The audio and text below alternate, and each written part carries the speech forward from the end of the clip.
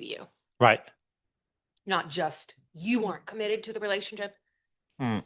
Most people don't divorce, right, for like frivolous reasons. Yeah. Right? Like I just woke up one morning. I just woke. Yeah. Yeah. Done. Mm-hmm. Yeah. He had pulled the covers over to his side of the bed one too many times. And honestly, Oh. I'm out of bed. I'm out of this relationship. Sheets. Yeah. Okay, this is interesting. So number one is arguing. They call it too much conflict, incessant arguing. This is from divorce.com. Divorce.com. How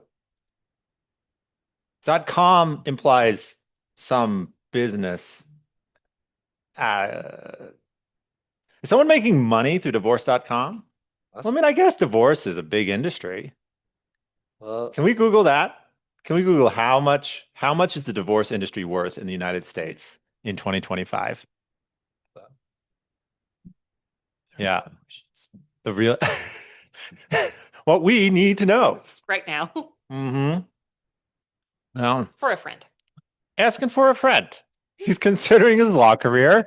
He wants to know what the lucrative angles are. So, yeah, the mail order bride question. You know what joke I've overused at this point in my life? I got a mail order bride, but she came in the wrong size and color, so had to send it back. See,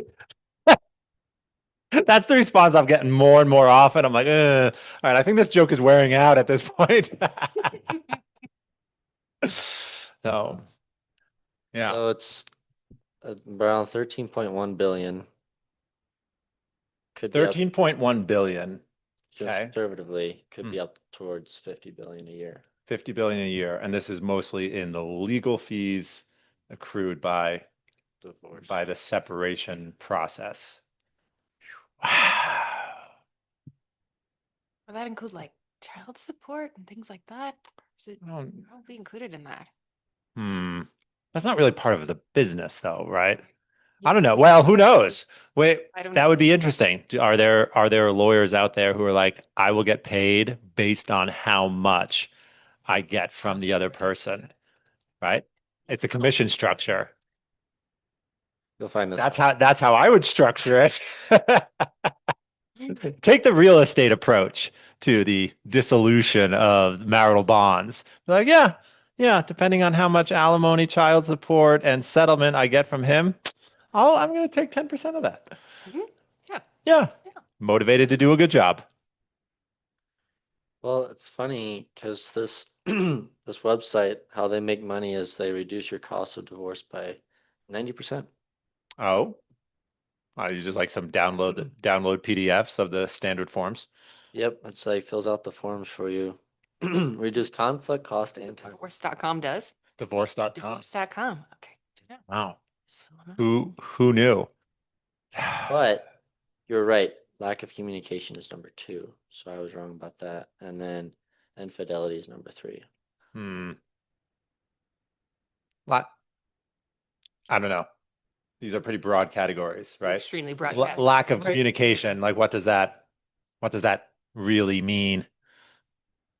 Right. I mean, I've heard finances has always been a big one, but I don't know if that's true or not. I've had people tell me colloquially that is the top three sources of tension in their own relationship. So I can imagine it being a cause of divorce. I don't think I've ever heard of anyone in my own acquaintance who has said, yeah, our marriage ended because we didn't have enough money. No. But would anyone say that? They're too embarrassed to say it or something? Right.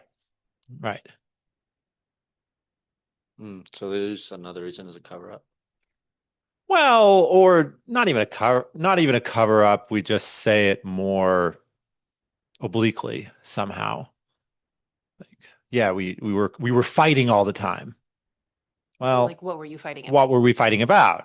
Well, people may not feel super comfortable prying into that, so they just accept, oh yeah, you guys were fighting. We were fighting over everything, right?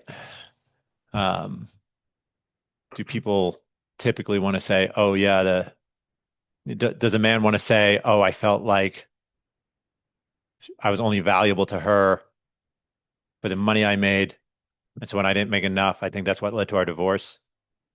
Does a woman want to say, I thought he was lazy, couldn't hold down and steady work, and I felt like we were broke all the time? Those are tough things to say to even friends. So I think we would usually put things more obliquely. Yeah. In most marriage counseling, I think you're told that the sources of conflict, that like the top three are finances, sex, and kids. I don't necessarily know if it's in that order. Mm, Like that's the thing that people are going to fight about, right. which I find supremely unhelpful and like way too broad. But that's the like common advice. That's the sort of, For- all right, here are the thing. Here are the topics that can really trip people. These are the things that that you're going to fight about. So think about it. Like try to be on the same page about them. Talk about it. Hmm. Things like that. Right. What do what do those things not affect in the rest of your married life, right? Kids affect the vehicles you drive, the vacations you take, the choices on where you live, the school districts, money usually is highly correlated to lifestyle. And so it's money leads to questions about how you want to live. So how does money not really affect almost everything? And then intimacy is intimacy is beyond the scope of my expertise. So, The but hermitage. but the first two, yeah, exactly. Uh, but the first two, I mean, those two things affect, it seems to me, every decision that you make in the course of a week. Yeah, I guess my objection is not so much that they're not important things, but Mm. more that it wasn't a super helpful comment to Ah, this like extremely generic ah, information as mm-hmm. opposed to, okay, but what's the nature of your relationship? Like, what is it that you are struggling with, or Ah, okay. what are the areas that y'all have Gotcha. So it seemed like a taken fairly in pat thing to ready? say. Yeah, that's right. And most of the marriage counseling stuff comes across very pat, to be honest. Ah, I think marriage counseling probably needs an overhaul in a lot of ways. oh, that's fascinating. In my experience, which is in the like conservative Protestant world. The conservative Protestant world's marriage counseling resources we need to get under the hood and redo it. Okay. Yeah. What is being focused on? Like, are we running back to certain passages of scripture and be like, well, these six passages from the New Testament govern everything that a happy marriage should look like. So let's crack open our Bibles and Yeah. I think some of it is maybe influenced by like what corporate speak, kind of across as like cheesy and simplistic. okay. And like reducing to formulas and catchphrases, right, and slogans, and just kind of like neat, tidy little boxes for things that for people, for what men, women, are or want, like in just ways that didn't speak to me at all. Sure. I thought, Sure.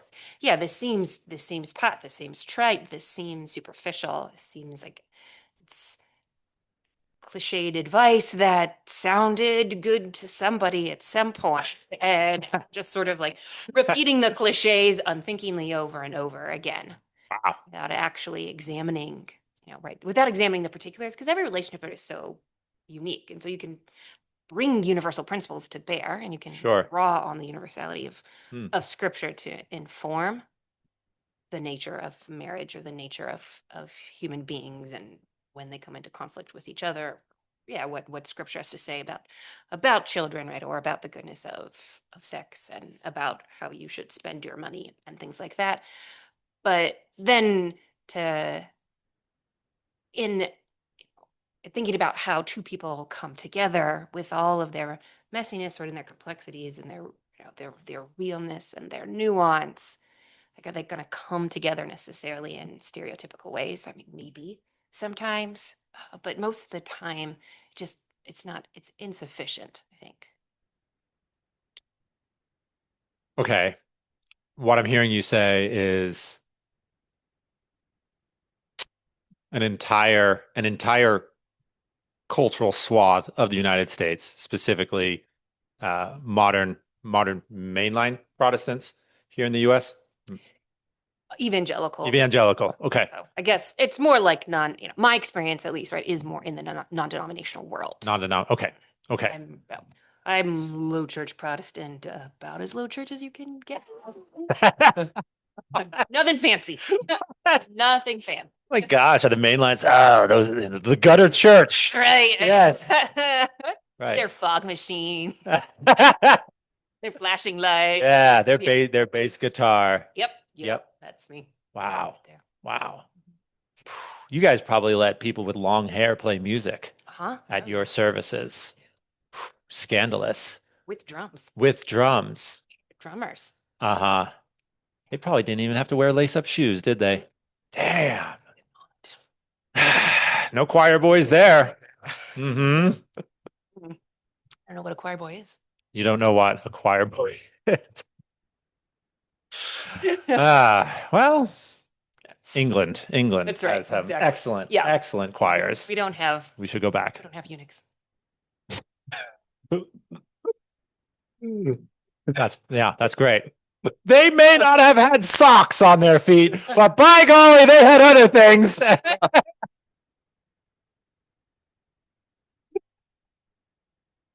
Yeah. Right.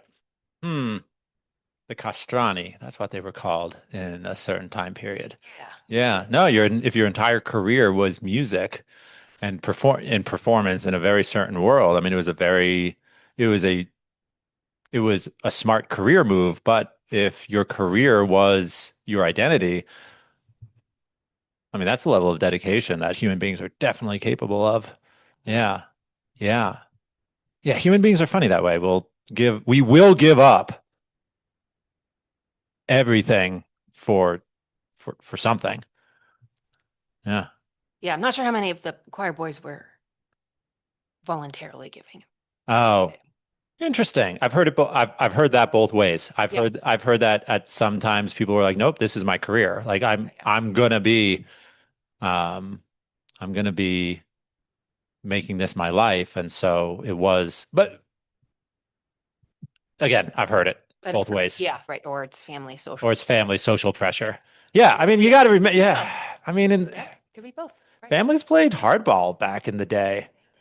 Yeah. What happened to Thomas Aquinas? Locked in the tower. Yeah. Aquinas. I remember sitting in class. I was probably a junior, and our professor was telling like, yeah, Thomas had to go through some rigmarole in order to pursue his vocation. His brothers came, essentially kidnapped him, and then locked him in a tower, and then sent in a woman to ensure that a monkish vocation was out of reach, and Thomas resisted. But your own brother's doing that? Oh, man, that's more than a headlock and a noogie, you know?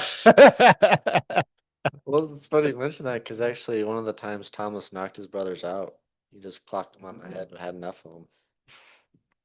Even Thomas. Yeah. Even Thomas. Yeah. See, conflict, Yes. right? You gotta. Yeah. What's the seal saying? No, mom, violence does solve problems. Yeah. Thomas. Thomas would have known something of Rome. You would know something of Rome. Welcome back. Welcome back. Thank you. Yeah. It's good to be back, but quite adjusted to be. What's the Italian phrase for welcome? Welcome? Benvenuto? Okay. Yeah. Um, I do remember my first time being back from Rome, and I remember driving in an Uber to go meet. I was back recruiting students again, so I remember driving in an Uber to meet at this bland coffee shop on a bland gray Massachusetts day, and we passed like a Chuck E. Cheese's, then a mobile gas station, then a strip mall with another Ace Hardware franchise hardware store. And I remember thinking, could we just tear all this down and replace it with Italianate architecture? It really jumped out at me. I would have been like 26 at the time, and I just remember thinking, "Oh, this is where beauty goes to die." Corporatized American strip malls. So, but anyway, but welcome back. Are we in a state of grieving then? I mean, there are definitely parts of Italy that have that kind of like strip mall Hmm. vibe. Sure, sure. That's probably not where you were spending most of your time. Driving quickly through those parts. Okay. Yeah. What was the occasion for your trip out there? So the University of Dallas has a Rome campus, and the undergrads spend a semester there during their sophomore year. Hmm. And they're all studying the same courses and traveling together Hmm. and just kind of experiencing really the modern version of the Grand Tour, Okay. essentially. Yeah. The Grand Tour would have been the way to polish one's education if you were a relatively wealthy East Coast American in the late 1800s and early 1900s. So it started earlier than that, I think in the 17th century. Okay. And at that time it's a pretty popular thing for English gentlemen to do. English. Okay. Yes, you would go to Rome, or right, you would go to Italy. Apparently you would take your tutor with you so you Mhm. could like be studying your Latin and Greek as you are traveling, and you would maybe do some sketches or poem or keep a journal about your experience. This is the sort of thing that Evelyn Waugh uses as a plot device in Brideshead, right? Sebastian's tour in Egypt and Greece with his Oxford professor. Yeah. Okay. Yeah. I guess that's probably like a kind of a late stage remnant of the Oh, of the Grand Tour. okay. Apparently, I learned this in Rome, but the Americans, we kind of killed it. I mean, it became We harshed the vibe. posh, very, very not posh. Really, once the Americans started going on the Grand Tour, and apparently we brought our families, so then women and children were going on the Grand Tour, and that just killed the vibe.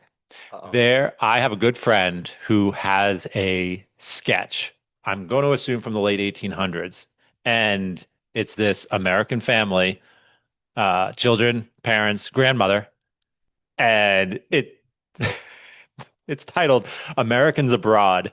And it's a sketch of this family in this Parisian restaurant driving everyone batshit crazy with their coarse manners. Like Yep, that's it. That's it. That's it. That's what we that's did. what we did. We killed it. We did it.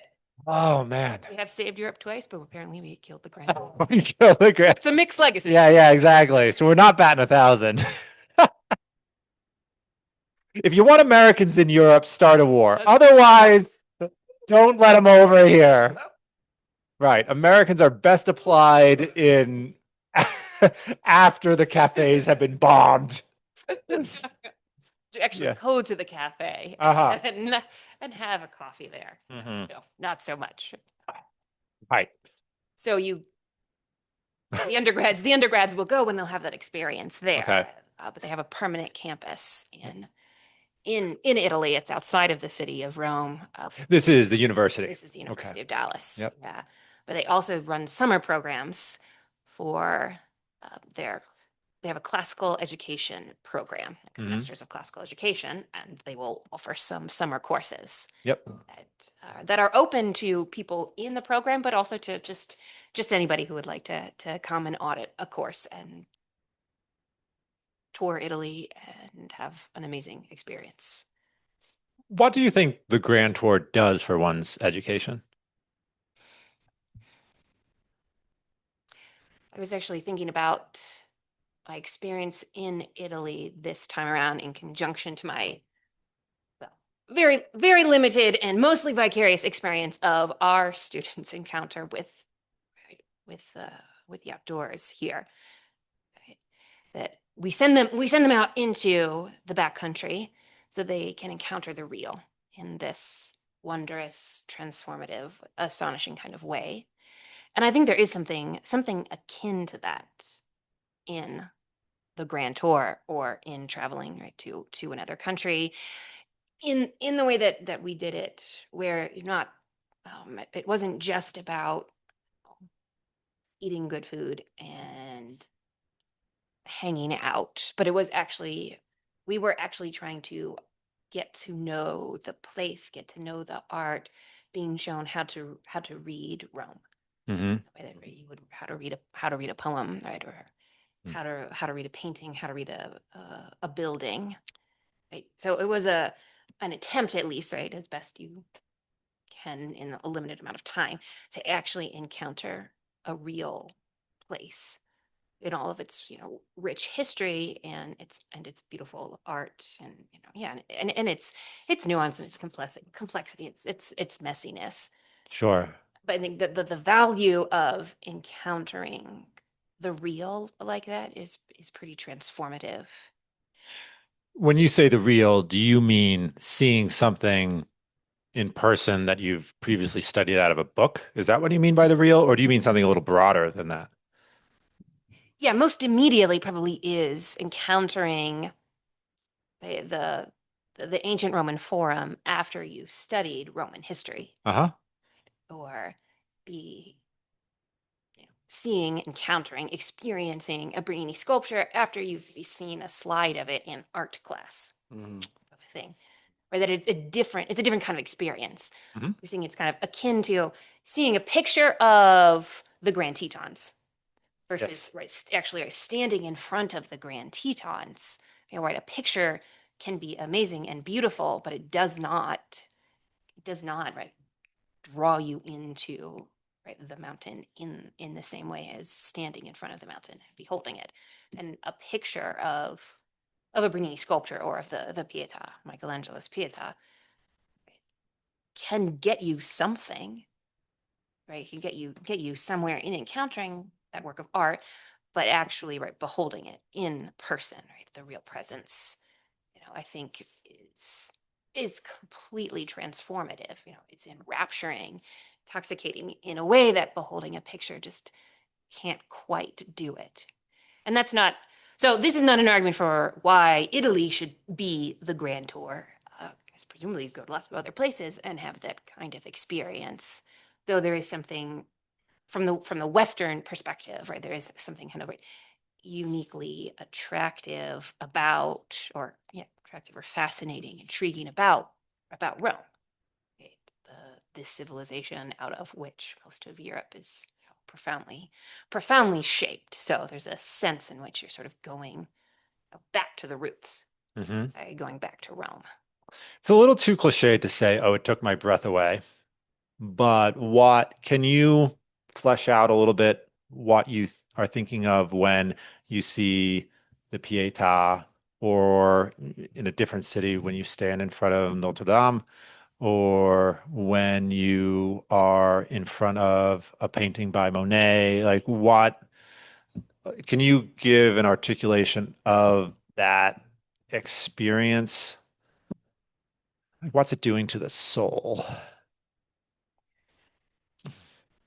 So the professor who's teaching the class that I took, it was a Shakespeare class, and she kind of opened up the class by talking about the boundlessness, the bottomlessness, actually. It was the bottomlessness of Shakespeare. Mhm. You never really reach the end of a Shakespeare play. And we experienced that in class together.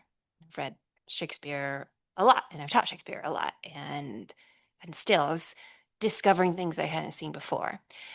And I think that when you're beholding a truly great work of art, like a Bernini's Apollo and Daphne, or his Pluto and Persephone, or his Aeneas, all right, Ascanius and Anchises, there is this sense of bottomlessness, right? You kind of are lost in the depth of it, right? There's always some facet of it that you didn't notice. That, right? If you are patient and let it, right, unfold itself, disclose itself to you, it reveals something new to you that you hadn't seen before. Right? And like a Bernini sculpture, and this is pretty typical of the Baroque, is it's actually meant to be viewed from all angles. There's not a kind of front and back. Right? You're sort of like forced into this perpetual circle as you're experiencing right, a Bernini sculpture, right, or a Baroque sculpture. So you like the sculpture itself actually, right, forces you into this like bottomless experience. You really could like circle the sculpture over and over and over again, because you would see it from a new angle this time, right? Or you would just want to like keep experiencing more of it, right? It kind of keeps you in that entranced state there. So yeah, I think it's, what's happening in your soul is you're experiencing something that is sublime and you're responding to the sublime. When we respond to the sublime, C.S. Lewis will talk about this, like feelings of awe and veneration. Right? You want to worship that which is sublime, right? And the sublime is not always, right, the beautiful, but often, right, is kind of conveyed to us through the beautiful that's kind of beyond our ability to easily comprehend or grasp. Something that your husband has said to me, which has really stuck with me, is that he said grief is a skill that ought to be developed. Do you think I'm going to call it a sensitivity to the sublime is likewise a skill that needs development? And how, if it is, how does one develop one's sensitivity to the sublime? Man. Circling Bernini again and again. Right? Yeah. Give me 15 laps of Bernini. Like in a very concrete way, I think, right, that is actually a part of it. Yeah, no, absolutely. Right. No, I think it is a skill that one needs to cultivate, or that one is invited to cultivate. And if one does, I think it is an incredibly enriching aspect of being human. Right? I think it deepens our experience of what it is to be human. It probably deepens our happiness. I think you would want you do need to have a kind of patience and an openness to the work of art, to the mountain, right, to the flower, right? Like doesn't have to be a Bernini sculptor. Other things can also cultivate, right, this response, right, of awe and veneration, right? Other things are many things, right, are sublime, but coming to it without wanting to like quickly dominate and master it. Okay. So I think a lot of times we're faced with the unknown, and like, all right, this is a problem that I need to solve. Or the fact that it's unknown or overwhelming or bigger than me, can awaken fear and even dread. And so, but if I'm able to master it or dominate it, then it doesn't have to be so very scary. I can kind of get over it. And there are lots of ways that, we do this. I think sometimes in an academic way, even in an academic way, right? Yeah. I've seen this in students, like in freshmen, right? They'll respond to the Iliad or the Odyssey. They'll be like, which are admittedly very strange texts for a modern audience. But with there's just the way things were like back in the day, and insert some stereotype about Greek history that really they don't have the ethos to actually make that claim to the conversation. But it does become a way of putting the poem in the box, and then I'm not actually encountering this weird thing in all of its weirdness. Oh, like its weirdness right. Is potentially Achilles was an idolater who worships honor. Great, got it. Good, yeah. Achilles. You don't have to. Jesus. Oh. Achilles is not Jesus, so we don't have to wrestle with his ethic. Like, who is this person? Yeah, and respond to it. And I think we can do that with poetry, and we can do that with art, and we can certainly do it with nature too. Sure. We want to master and dominate. And it's not to say that the mastery of the domination is always bad. That has certainly led us to incredible developments, right, in modern medicine, Mm-hmm. modern technology, but always approaching the world or art in that mode cuts us off from the true, right, the true vastness or the true bottomlessness that's actually out there. So resisting that urge to want to, like, kind of control things or fit things into preconceived narratives, I think is really a pretty big part Mm-hmm. of cultivating that skill. I mean, you could even when people attempt to like take Van Gogh and say, oh, well, in this painting we see him wrestling with the progressing mental illness that would eventually lead him to blah, blah, blah. Or in this painting, we see him trapped within a certain mode of identity that he would then abandon 2 years later when he attempted these paintings. It's like, yeah, you want to understand him, but at the same time, it seems to me that you're saying, yes, there's that healthy desire to understand, but it's always within danger of becoming frankly, a rather unhealthy desire to sort of cleanly and sanitarily put something in a pigeonhole, which prevents us from having ourselves changed by a text or a work of art or an experience of some architecture. Like, can we basically use an intellectual examination of these, I mean, just broadly works of art? Can we use our intellectual examination of them to sort of insulate a change of soul? That the sensitivity to the sublime is actually a skill which we should develop so that these things do affect some change of the soul. And how does one happen rather than the other? It's not like we shouldn't know what Van Gogh's background is when he paints something. Right. Yeah. And so I think some of that is timing, right? Mhm. Sort of chronological, a rush to understand, right, or to acquire facts and knowledge about a work of art Mhm. before allowing yourself to deeply, truly encounter it. It can be very dangerous. Right? And then you think that you have these facts, you have this information, and so therefore you have somehow mastered or conquered or understood this thing of sublime and profound beauty. I don't think that they have to be at loggerheads with each other necessarily.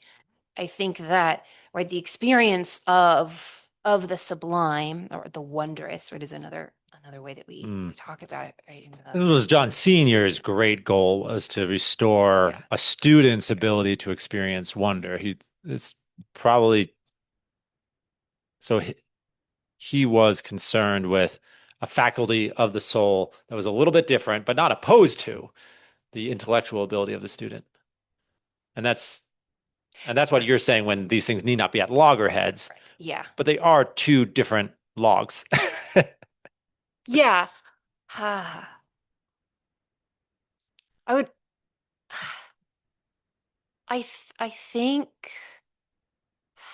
I think they can feed and enrich each other. So for example, the Bernini sculpture, and again, this is the Do you have a specific one in mind? Yeah, so we saw three of them. We saw Daphne and Apollo, and Persephone and Pluto, and then he has a depiction of Aeneas and his carrying his father on his shoulder and his son sitting beside him. I think the Apollo and Daphne is probably the most famous Bernini, and maybe the Pluto Persephone is, I think, the greatest Bernini sculpture. Right? It's just Pluto and Persephone is the kidnapping. Kidnap. Yeah. You call it kidnapping. It's Yeah. But that's the one where it's famous because like you can see, the fingers like making a because it's depression in there. in Yes, the that's thigh, and it's like, oh my gosh, how did he do this in stone? mm. Yeah. Yeah. And So get it right. yeah, right. It's incredible, right? It lives, it breathes. But we saw those Bernini sculptors really the last day. That Mm. was the last time they went into the city, and then everybody left the next day.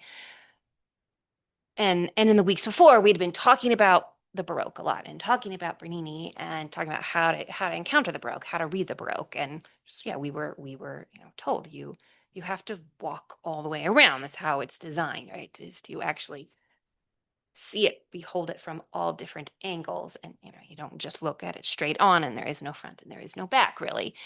And so having that knowledge and that insight, it transformed my encounter with those sculptors. I'd seen them before. I had been to the museum before, and it had been a transformative experience. The first time I saw a Bernini sculpture, I thought, oh my, this is why people love sculpture. I actually really didn't like sculpture that much, and then encountered Bernini and thought, this is something on another level. Hmm. But then going back and having a deeper understanding of the Baroque, a deep understanding of how Baroque art works, and then allowing that knowledge to feed or to enrich my encounter with the work. I think that knowledge could have been, I could have used it right in a way to kind of like dominate or master. I guess you could be like, well, as you know, the Baroque is actually meant to be encountered from all angles. So really what you should be doing is walking around it just like, like I'm walking around it here or something like that. Uh, and maybe there's a tiny part of it, like that was true. It's hard for us to be like completely pure in our response to anything, but mostly it really did facilitate a genuine encounter with something, right, truly profoundly sublime, and it really enriched my encounter with it. So this is like the way I would talk to students about learning meter in poetry, or learning. There's a lot of archaic, long-winded, vocabulary for talking about lyric poetry. Right? A lot of like knowledge, right? A lot of understanding you kind of drop on people. Like this is iambic pentameter, and blah blah blah blah. And then now we know what iambic pentameter is, right? I mean, look at this poem, and yep, that's iambic pentameter. Check. Conquered it. I've mastered it. Type of Mm-hmm. a thing. And it can definitely be taught that way, and it can be used that way. And to an extent, it should be. You. It facilitates deeper understanding, Mm. but that deeper understanding, I don't think has to then squelch the sense of wonder, Hmm. right? It should, I think, really increase it because you realize how astonishingly rich the work of art is. I think, oh my gosh, wow, he was doing that, right? Or she was doing that. That's really incredible. It is iambic pentameter, but in the second foot, there's a trochaic substitution, which just, in the trochee creates this deep sense of fear. Hmm. Right? Through this, whoa, that's amazing.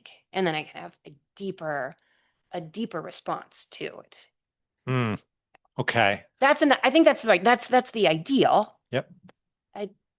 And it is difficult, right, to actually obtain any ideal. And so think, right, it is probably fairly common for those two to be at loggerheads with each other, right? Understanding of something sublime, right, or knowledge about it and that wondrous response to it. Easy for them to be opposed to each other. But I think maybe part of the skill that I would want to cultivate, or that I would want to help my students cultivate, would be the ability to respond to something, right, in both modes, and actually have that mode of, right, deeper understanding, deeper knowledge actually enrich one's, right, awe and veneration, right, for the sublime. You want to give them the technical language so they can properly describe Yeah. what's being done technically, right? But that very training in the technical in the technical sensitivity to what's going on should be the pathway to a um, an experience that in some ways is beyond the articulation of the student because it's it's forming their soul in some way. And so it's the experience is molding them in a way that they may not be able to immediately articulate, even though they may have the capacity to correctly and technically describe the work of art that they're in front of. Yeah, but Maybe am I being too vague? um, I think that no, I mean, I think there's something there, right? That the experience of wonder, right, in response to the sublime, it it is hard to articulate that. Mm-hmm. When our students come back from their 21-day trip, which they do right at the beginning of their freshman year, it's really hard for them to describe what the mountain was like or how they felt in response to the mountain. I mean, we spend a really long time in our writing course, right, working on that. How do we describe this? How do we talk about this? Like, what were you feeling actually there? How do you talk about what you were feeling there without saying, I felt this? Like, how do you describe that? Like, right, it is very difficult to describe. And so there is a sense in which, right, our encounter with the thing does, not always, but probably, yeah, most of the time does exceed our ability to articulate what just happened. Like I can write and have written many papers on Shakespeare, but I never feel like any one of those papers like exhausts or accounts for, right, the total experience that it is reading King Lear. Mm-hmm. King Lear is, yeah, again, right, to kind of return to that, to the adjective there, but right, it really is bottomless. And so, right, how can I in a single paper convey that? I can't. I can experience maybe even more, right, than I can convey and express.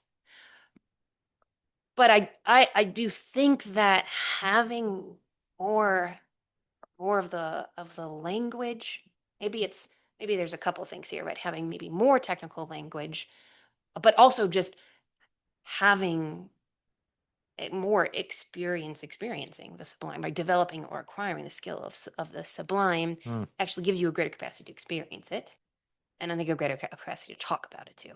Okay. And you could put some words to it. Some words to it. With Yep. yeah, with the super important caveat that those words are almost always going to be inadequate to the vastness of the total experience that you've just had. Sure. I mean, that's the power of art, the power of poetry, the power for literature, is that it is striving to give the totality of an experience, right, in this way that kind of exceeds the ability, right, of a technical proposition, say like X is Y type of a thing. Okay, that right, was incredibly important to be able to do that. But then you enter into a work of art, right, into a Bernini, right, or to a Michelangelo, or into a Shakespeare, and they're giving you, right, the totality, right, of the experience, of an experience that can't really be reduced to a single proposition there. But encountering encountering, being aware, seeing, perceiving the full depth that's there enriches your experience. This is an argument for why you would like reread something, right? Or go back and see a Bernini sculpture, or why, you go back to the same mountain. I've seen Right. Grand Teton, I don't know, I've seen it a lot now. Right. Like, Right. check, I'm done. But I go back, you're like, well, but I haven't seen it in this exact light, Mm-hmm. right? With this exact wind blowing today. With those animals over there, right, or these people here, and it actually, right, unfolds something more of itself to me in this moment here. Right.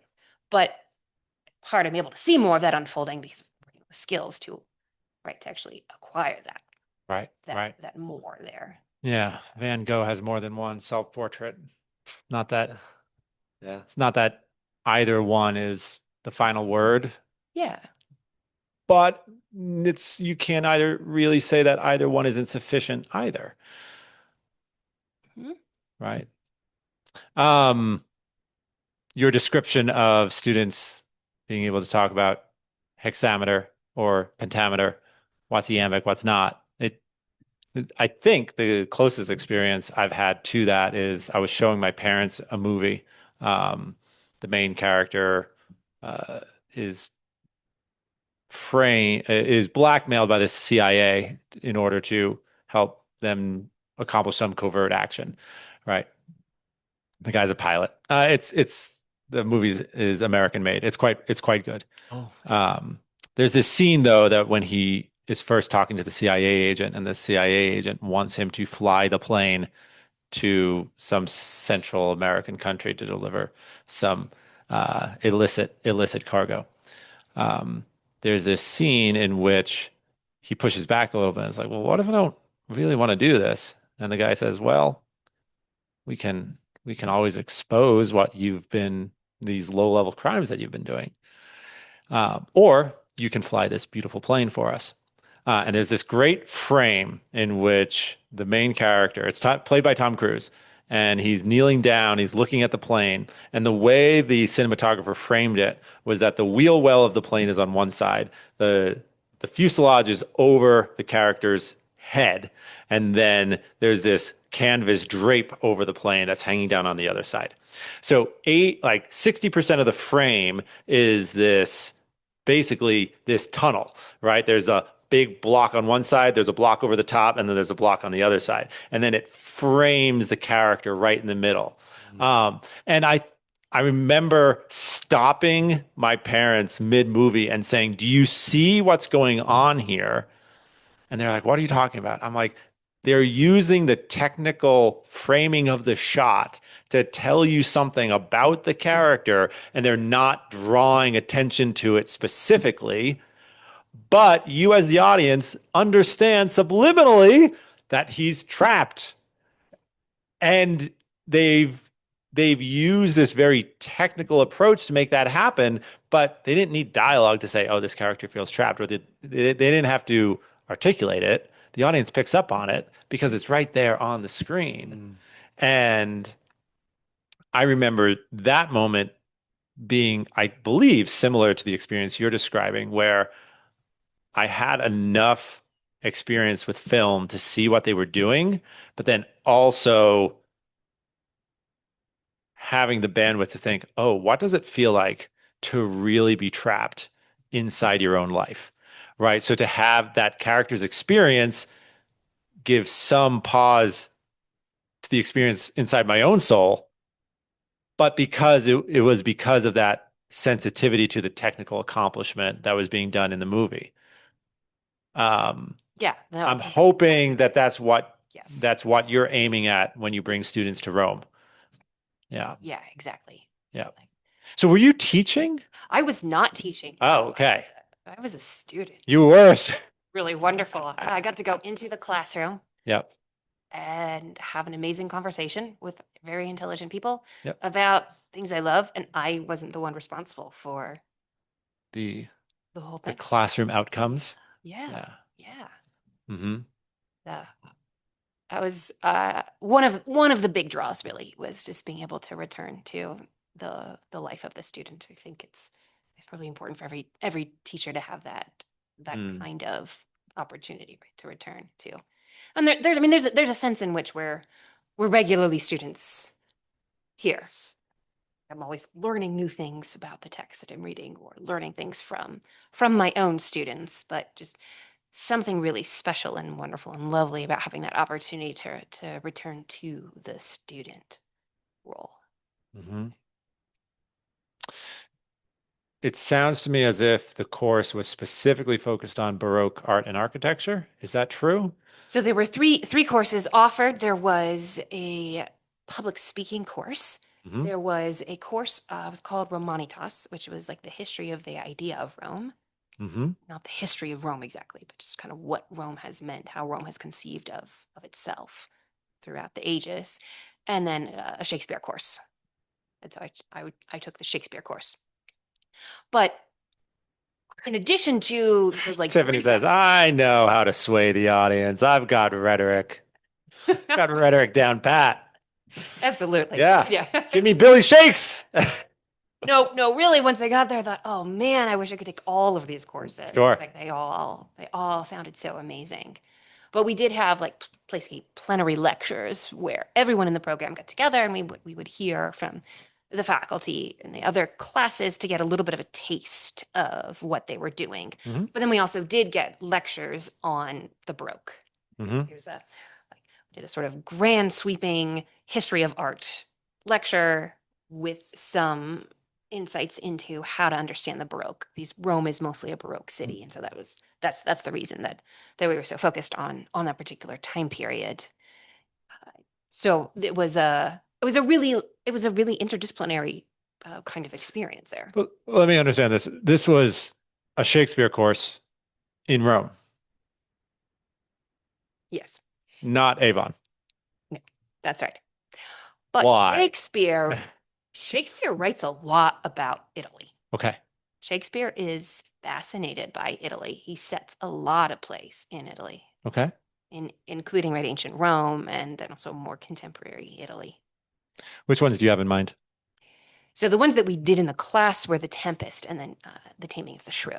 Uh-huh. The Taming of the Shrew is set in Padua, and then The Tempest is in an island, a mythical, right, imaginative, fantastical island, but the characters are all coming from Italy. Mm-hmm. But Merchant of Venice is set in Italy. Romeo and Juliet is set in Italy. The Roman plays are also set in Italy. There's just a lot of focus and interest in Italy in Shakespeare. So that's part of the reason. And Shakespeare is a Baroque artist, so there was a lot of integration there with beholding Baroque art, right, learning about Baroque art, and then looking at Shakespeare as a Baroque artist. Okay. The course, I assume, it sounds like focused on a pair of his Roman plays, Yes, or yeah, his Italian plays. Italian plays, Italian plays. Okay. Yeah. Yeah. Yeah. Which one are you drawn to the most? The Tempest. The Tempest. Yeah, I think The Tempest is the greater play, and yeah, it's one of my favorite Shakespeare's. But The Taming of the Shrew is one I hadn't done a lot with for a while, and it was fun to come back with. Although it's a wild one. It's very controversial. Very controversial. Controversial. Yeah. We have the heroine, Kate, is a shrew. She's called a shrew by most of the other characters in the play. And her father says that he has a younger daughter, Bianca, who has several suitors. And he says that he will not give Bianca away in marriage until someone marries Kate. And then Petruchio, this young man from outside the city, comes in, hears about this, hears that Kate's father is rich, thinks this is great, and he meets Kate, and then he sets about to tame her, educate her. Court her, or that's not really part of the picture? That happens very fast. Yeah, they get married. Is it maybe Act 3? And then the rest of the play is them married, and we actually like follow their married life. They go back to his house, and it's him, right, teaching, instructing, maybe gaslighting, abusing, depending on how you interpret her. That's the controversy. Into the controversy, yeah, into the kind of wife, right? Into a good wife. Gotcha. Yeah. Yeah. And then the play. That's a little light gaslighting. Little like gaslighting. Yeah. Right. So yeah, that's the big question. Like, is he gaslighting her? Is he abusing her? What is he doing here? Mm-hmm. What is Shakespeare doing here? What is Shakespeare What is doing? Shakespeare doing here? Yeah. Mhm. So it's a tricky play that way. Okay. Funny, like very, very funny, but yeah, very tricky. Gotcha. Yeah. But you said you prefer The Tempest. I do prefer The Tempest. Why is that? I do think it is a greater work. I think it is more bottomless. The depth that's there. I think The Tempest, right, is Shakespeare's last complete work. So it's Shakespeare at his most mature, I think, in the height of his powers, and there's just a depth to his exploration of love and grief and anger and wonder and the insubstantiality of the entire cosmos, but the possibility of resurrection that's hinted at in the play.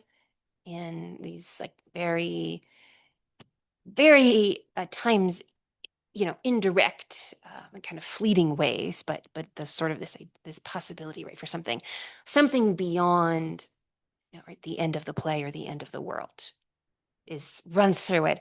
All while you have this poignancy that things will come to an end. And the protagonist, right, is an older man, middle-aged man, who's experienced a great deal of pain and betrayal in his life, but it's also directed towards the new, right, and to a sense of hope. So there's just this. So it's really deep and it's really broad. It encompasses so much, right, of what it is to be human in a single play. Okay. And there are fairies, and there's lots of like beautiful, extraordinarily poetic language just runs all throughout the play.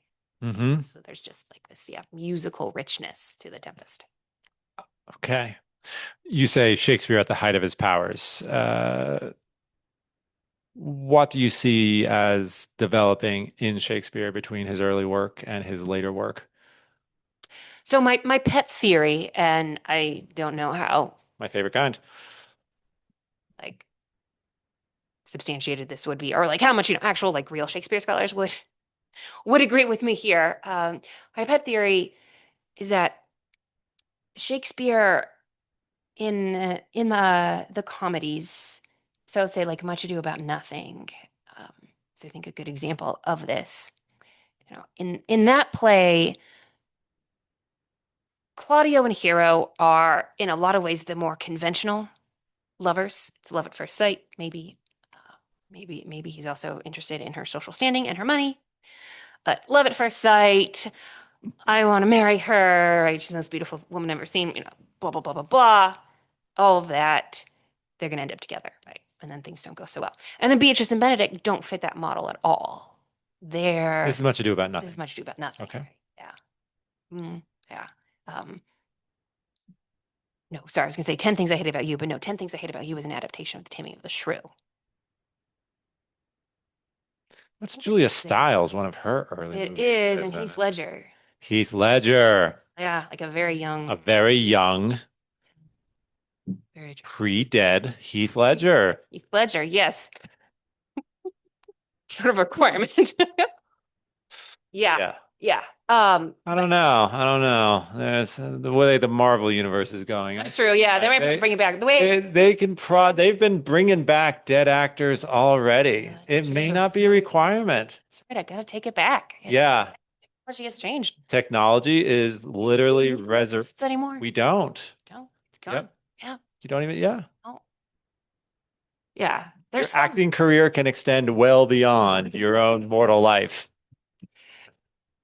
Boy, Shakespeare would have a field day with that, man. I would love to see Shakespeare do something great with like the possibility for immortality via technology through in art or something. It feels like, right, Shakespeare would be fascinated by it. Maybe he would be like horrified by it, I don't know, but he would be fascinated by it.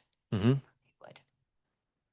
So okay, so sorry. So what is Shakespeare? I can't remember the adaptation of Much Ado About Nothing. But Beatrice and Benedict are far less conventional.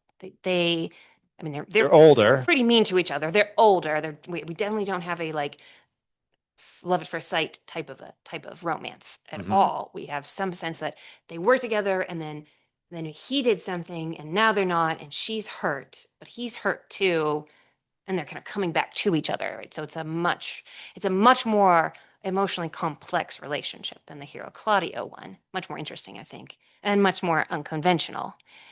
And Shakespeare seems to be making fun of, or critiquing, calling into question some of the conventions of romance there. And I think we see this in other of his plays too, in some of his comedies. I mean, that's actually, I think Taming of the Shrew is a little bit like that as well, where Cinthio and Bianca are the more conventional couple. Bianca is Catherine's younger sister. Catherine's the shrew, much more conventional in a way. And then Catherine and Petruchio are not conventional at all. Yeah, Petruchio is not your conventional lover at all. Maybe becomes that, depending on how you read the play. But like Right. Katie, Because it's not really a courtship. It's some I mean, battle of the wills. playful banter between them. But I mean, he does more or less say, all right, Kate, well, we're getting, this has been great. Thank you for this nice talk here. We're getting married. Whatever if you, even if you say no, we're getting married. I'll see you in, I don't know, 3 days or whatever type of a thing. Right. So it's just, Oh, yeah, it's a very unconventional courtship too. So they're unconventional. And again, I think Shakespeare seems to be calling into question, making fun of, critiquing the stereotypes of romance. But then something that he does in his later career, he returns to those stereotypes and treats them very like sincerely, authentically. So Ferdinand and Miranda in The Tempest do fall in love with each other at first sight. Now that Prospero has arranged this meet cute, but they have that kind of like quintessential experience. They behold each other. It's like, oh my gosh, what are you? Are you a goddess, right? Are you a spirit? I don't know. Are you even human? I'm gonna fall down and worship you. And I've never seen you. Miranda's like, I've only seen you are only the third man I've ever seen in my life, but I definitely know you're the best, right? And I love you and I want to marry you. Like it's immediate. But there it seems to be he treats it really seriously, sincerely and authentically. So I think there's a critique of romance that I think is spot on, right? Accurate, real, in his kind of maybe early and middle comedies. But then there's this sort of return to it at the end of his career, and I think he seems to see the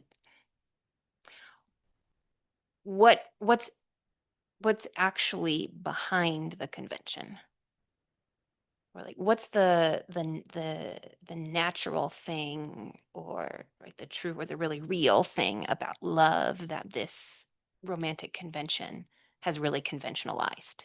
Hmm. He kind of celebrates that in these later plays. So it's like a return to a kind of innocence, maybe, but of course he's not innocent or naive in any way, right? There's still the weight of experience that he brings, but he kind of comes back to, I don't know, right, the genuineness of, yeah, deep, profound romantic love. I think Jane Austen's career goes in a similar arc too. Right, there seems to be right something about this maybe need to make fun of and critique the excesses of romance. Okay. But then this sort of coming to a deeper appreciation of what's real here, right? What's worth celebrating or holding on to, right? And seeing as being part of maybe living life well, or part of some truth about what it means to actually love another human being. Ah. So like this early career desire to upset the apple carts of the way we think about things. Not that that is without value, but perhaps that morphs into a gentler approach, and one in which one deals with the fact that why we have these cultural apple carts there in the first place. Yeah, or that the cultural apple carts, yeah, they're wait, set it maybe like setting aside the artificiality, the conventionality that's here. What's the authentic truth there? So right in the Tempest, when Ferdinand and Miranda behold each other, like they want to worship each other, and then like very quickly they want to serve each other, which is very that in and of itself actually kind of upends the apple cart. The conventional romance, right, is the knight, right, serves the lady. You have Miranda wanting to also serve Ferdinand too, and they're like having a service off. Like, right, no, right, you shouldn't carry those logs. I'll carry the logs for you. No, right, I'll carry the logs for you. Right, this whole scene where basically that's what they're going back and forth. Like, no, I'll do it. You hang up first. No, you hang up first. Yeah, exactly. It's that. Yeah, it's like the 16th century version of that, but just with carrying logs. Carrying logs. Yeah, and so they're both trying to offer service to each other. So they're both doing the conventional courtly romance thing, Mhm. but they do it naturally, authentically, and sincerely. Okay. And so I think, right, Shakespeare seems to, again, I don't want to like over psychologize this, right? He's like, he realizes this now. He didn't realize it before, and now he does in the later plays. I could just say, right, it just in the later plays are showing, right, the beauty, right, of that vision of love. And he's not, maybe there's some gentle making fun of it still with, Miranda's like, you're only the third person that I've ever seen, but you're definitely the best of all the men that I've ever seen in my whole life. Third time's the charm. The charm, yeah. I mean, the other guy is my dad, and then the guy who tried to rape me, but you were definitely right, the best. So they're probably right, like, yeah, a little bit there. She's got a decent argument at least. Yeah, fair, those are your choices. Yeah. Yeah, right. But still, that this idea of genuine, worshipful, reverential, immediate love that could happen between two human beings. Shakespeare has come to this place of maybe of hope that could be, that could be. Hmm. So perhaps early on, he's making fun of our culture's eagerness to use certain conventions to convince ourselves that real love exists. But then maybe he rounds back to an appreciation that, well, maybe it's because real love does exist and does happen to people that these conventions grow up because ultimately we're trying to create conditions in which that very real, very possible experience might happen, right? Like if real love was not at all a possibility, people wouldn't be trying for it. If it had never happened in the history of humanity, we wouldn't have these conventions because we wouldn't shoot for it, right? Yeah. We don't have all these conventions around flying because we can't. But we have all these conventions about finding love because it is actually in the cards. Mhm. Is that Yeah. why Shakespeare is you think that's what Shakespeare is coming around to? Yeah, that it at least it's profoundly desirable, and Hmm. that is maybe actually a good desire to A good cultivate. desire. There's a good Yeah. desire within us to want to have an experience of love that, well, that right actually right is a wondrous experience of love in which we are responding to the sublimity of the other person. Hmm. Because that's what Ferdinand and Miranda are doing in The Tempest, right? They're beholding each other, and like that's why they have their ontological confusion. Like, yeah, are you right? What are you? Are you a goddess, right? Or are you a human woman? I'm not sure. Because the good which I see in you is so beyond my experience Yeah, of yeah. human women. And, well, which he then proceeds to tell her that he's like, I've seen a lot of women. I've seen a lot of different women with a lot of different virtues, but never have I seen any woman, right, who has all of the virtues together, right, in Mm. the way that you do. Uh, Mm. I It's not my favorite speech, but if we take him right sincerely, right, then he is, yeah, he is. I am actually right beholding something that I've never beheld before, Yeah. and I'm responding to that, right, yeah, to that sublime thing in you with this veneration, right, and awe and worship, and like, yeah, that is in fact desirable as a desirable part of genuine, authentic love. And yeah, I do think that we experience it. Does Shakespeare think we actually experience it? That yeah, I don't know if I would want to like make that claim. Maybe he does. Maybe he does. It just feels like a little. I don't know. It would be claiming something on his behalf. Yeah, this claiming right. It's to be claiming a little bit too much. Okay. We don't speak I don't for know. him. Yeah, but looking at the plays themselves, seems like he hopes that it's possible. Yeah. And most of our hopes have some basis in the experience of at least hearing or seeing other people experience those goods, Mhm. right? Mhm. I hope I'm like you someday. Yeah. Yeah. Yeah. Hmm. Yeah. I wish I could be more like him. Hmm. I wish I could be more like her. Hmm. Right. We Yeah. do really, people say, oh, he inspired me.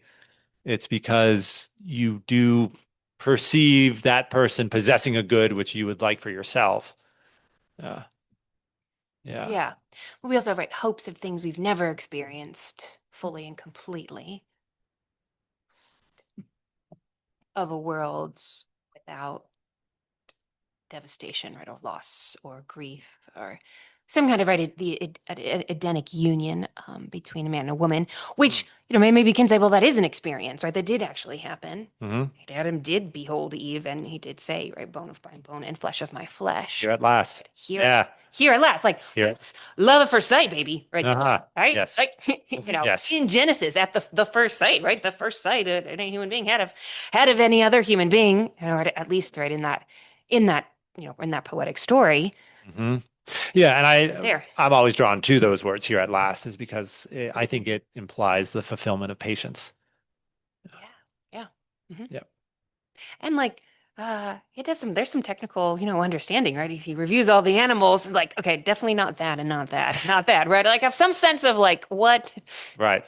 what I should be looking for, Uh, right? So that I recognize it when I see it, here at last. But those words, I mean, yeah, they seem to convey, right, a sense of just of wonder, right? In response to the sublimity of what she is. Like, wow, what a creation. This is what I was looking for, but oh my gosh, right? Not, oh, now I master and dominate, mm-hmm. right, in that way and can control, but wow, now Mhm. I love, right? I respond with that, yeah, with that awe there. Right. Right. But it is intuitive in the sense that I know that this is what I've been seeking without having been able to name what I've been seeking a Yeah, moment ago yeah. because I didn't. Yeah, I've never seen it. That's it. But I have seen what I not But looking. there's a lot of negative There's a examples. lot of negative examples. Yeah, it's like the worm. No, I don't think so. Right. I'll name it. It's great, Yep. but Be on your way. that's not the here at last. Here at last. Yeah. So, right, is that desire that we have some memory or something like that, right? Mhm. Of that initial Edenic experience of love. Mm-hmm. Mm-hmm. Like, I don't know that I put it quite this way to myself before, but right, yeah, is our desire for romance and our interest in romance actually, right, a remnant of that moment? The desire to crown Eden. Yeah. Mm. Right. Yeah. To like recreate that encounter there, because that's the first encounter, and obviously the relationship was meant to go beyond, right, just that initial moment of encounter, right? But it's the beginning of that Edenic union between the two of them before everything falls apart. Like, yeah, how can men and women come together in a way Right. that we want, actually, maybe in our very like confused and fumbling ways. It's extremely easy for Right. In our confused and fumbling ways to the club on a Saturday night. It's right. Yeah. But still yeah, we're exactly. still kind of trying to grasp at something Yeah. that would allow us to say here at last. Yeah. Last. Yeah. Yeah. I think we are. Yeah, I think that's like that kind of deep desire everyone has of continually hoping to find someone. Like, maybe it wasn't like it's not like they've lost hope, but it's like they have this feeling that maybe they'll never come, but they keep trying and like kind of out their ways, like I'll just put myself out there in a bar or maybe I'll go to a nightclub. But they kind of know deep down that's not where they're gonna really find their person. But they're hoping that maybe they'll just run into him. I don't know, I feel like I've seen it a Or lot. I know some people have met at the bar. They're married 50 years later. Yeah, Maybe bars 50 years ago were better places to meet people than bars today. maybe. I don't know. I got a couple of buddies in college who met their wife at a bar. Nightclubs are nightclubs are a little different. Yeah. It's a taller order. Yeah. Yeah, I can see that, right? Being an act of desperation or maybe an act of hope. Mhm. You know? Or maybe a little bit of both. A little bit of both. Little What's the bit of both. difference in the end? Yep. Ugh. Right. But I think on the other hand, this is I think the like the wisdom of the Shakespearean critique of the romantic. I guess he's got a couple of them. I mean, some of it is it becomes this veil that maybe actually like, glosses over or right disguises our true motivations, which are often much more base. Mm. A lot of times, actually, right, Shakespeare, it's you want money, but you're going to use the like this highfalutin, language to talk about, oh my gosh, right, I love her so much, she's so beautiful, but also she's very rich. That's interesting to me, kind of a thing there. But then you will have like, yeah, people who sort of maybe genuinely think they've experienced love at first sight with someone who doesn't love them back at all. It's maybe a woman dressed as a man and or a fairy or a man who's been transformed into a donkey, right? And you think you're obsessed with that person, but really, this is ridiculous and absurd, and you're delusional.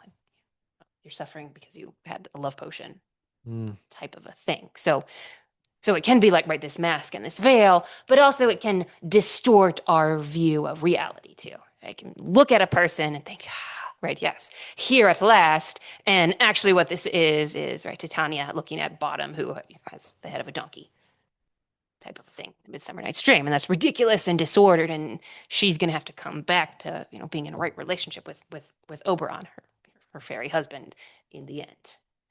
So like he is aware of the kind of the delusion that romance can put us under.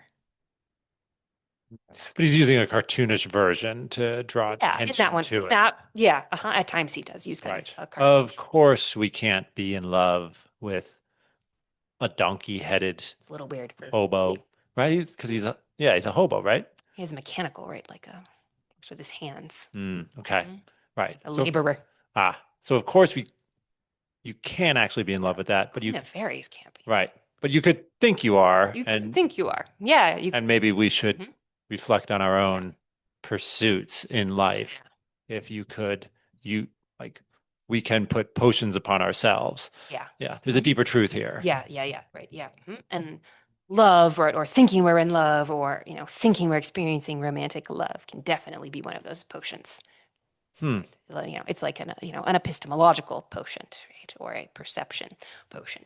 I'm actually distorting reality and not seeing things correctly at all. I think I'm in love with you, or I think you are a person worthy of love, but you are definitely not a person worthy of love. Or you're just, you are not the person for me.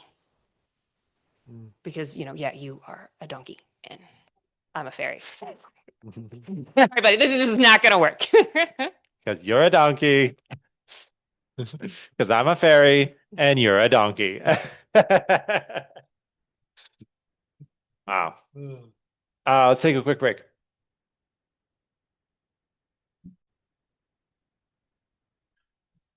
Robert Downey Jr. told a story that when Robert, was at basically the worst place in his career, having experienced early success, gotten into the party scene too hard. His career was on the rocks, and Mel Gibson apparently met with him and said, yeah, things are really bad right now, but you have to learn how to hug the cactus. He was meant some version of, you have to learn how to embrace your suffering in a way that brings both patience and forbearance, but also a sense of hope that there's something beyond this, right? So there's the patience that I'm going to accept it in my current circumstances, combined with the quote unquote impatience of, but I think things are going to be different and better in the future. So anyway, apparently Mel Gibson called it hugging the cactus. And it was very interesting because their roles reversed. So then Mel got into, frankly, all sorts of career trouble, both because I think Hollywood wanted him outed, but he made some pretty public mistakes as well. While Robert Downey Jr.'s career recovered and then went to heights the majority of actors only dream of, right? And so there was this reversal of their relative fortunes later on. And so, but then Robert Downey Jr. was at an awards ceremony in which he specifically asked Mel to come on stage and thank him for what he had done to save both him and his career. And it was done very publicly and Downey was also trying to show a lesson to Hollywood that the system we have of putting people on the outs, putting people on the in, right, creating these inner and outer circles is itself a broken system. But nonetheless, you could also see that these two men's lives had really intertwined in a certain way. Yeah. Yeah, yeah. I'll try to find you the clip and send it to you, Tom. Oh. Tiffany, we've been discussing Shakespeare. I do want to circle back to Austen specifically. I'm rereading Sense and Sensibility, and it leaves me with the sense of that maybe we're going to end up at an okay ending. As in, what I specifically have in mind is, yes, the protagonists are going to have the comic ending of the marriage, right? But perhaps the virtue of one side outstrips the virtue on the other side in this couple. And I'm curious what Austen is trying to teach us or get us to reflect on when she writes this story, as opposed to, I think Pride and Prejudice is like the most comic of comic endings, where like Elizabeth has many virtues, but then she realizes the virtues she doesn't have, but then she is moving a good way towards adopting them. Darcy has many virtues, but then there are things that he's missing, but he makes great progress in adopting the virtues he should have. I don't get the same sense from Pride and Prejudice. And then when you and I were discussing it earlier, you offered a few other examples that you've seen in literature. What do you make of all this? Why tell stories about okay couples, okay endings? Are you thinking Colonel Brandon is more virtuous than Marianne? Yes. Eleanor is more virtuous than Edward. Also, yes. She's definitely like got more going on than Edward does. And then Austen everybody's bringing these kind of mismatched, or in a sense, right, mismatched characters together, or just not wildly mismatched, such that they're going to be miserable in their lives, but just sort of like, eh, okay, It'll be fine. it'll be fine. It'll be fine. Yeah. They'll be fine. Right. I do think probably like, reader response here is helpful. That people love Darcy, and love Lizzie, and then love Lizzie and Darcy together. I haven't met a ton of people who are like, Edward Ferrars is my guy, and I just ship Eleanor and Edward. Oh, definitely not. Wow. I think people would feel excited about Mr. Knightley and excited about Emma and Mr. Knightley, excited about Anne and Captain Wentworth. Excited, right? And maybe right, like excitedly opposed to it, right? Or excitedly in favor of it, but like eliciting kind of strong responses in that sense.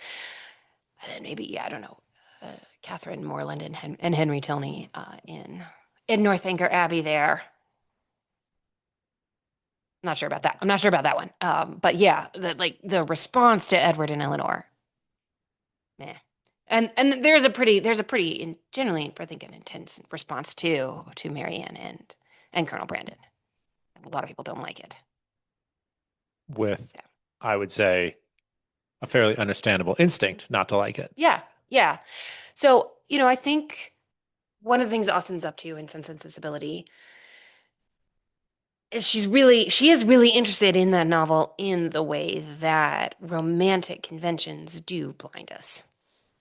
Marianne has this vision of what love is, of what love means, of what love entails, of how one should act when one is in love, what causes love, what brings about love, who's worthy and deserving of love. Men 35 and older who wear flannel waistcoats are just like right out, cannot be loved, cannot love, impossible. Missed their shot. They definitely missed their shot. That's right. Yes. 17, 18, 19, like that's where it's at. The Willoughby's older, but whatever. Young, right? Very, very young.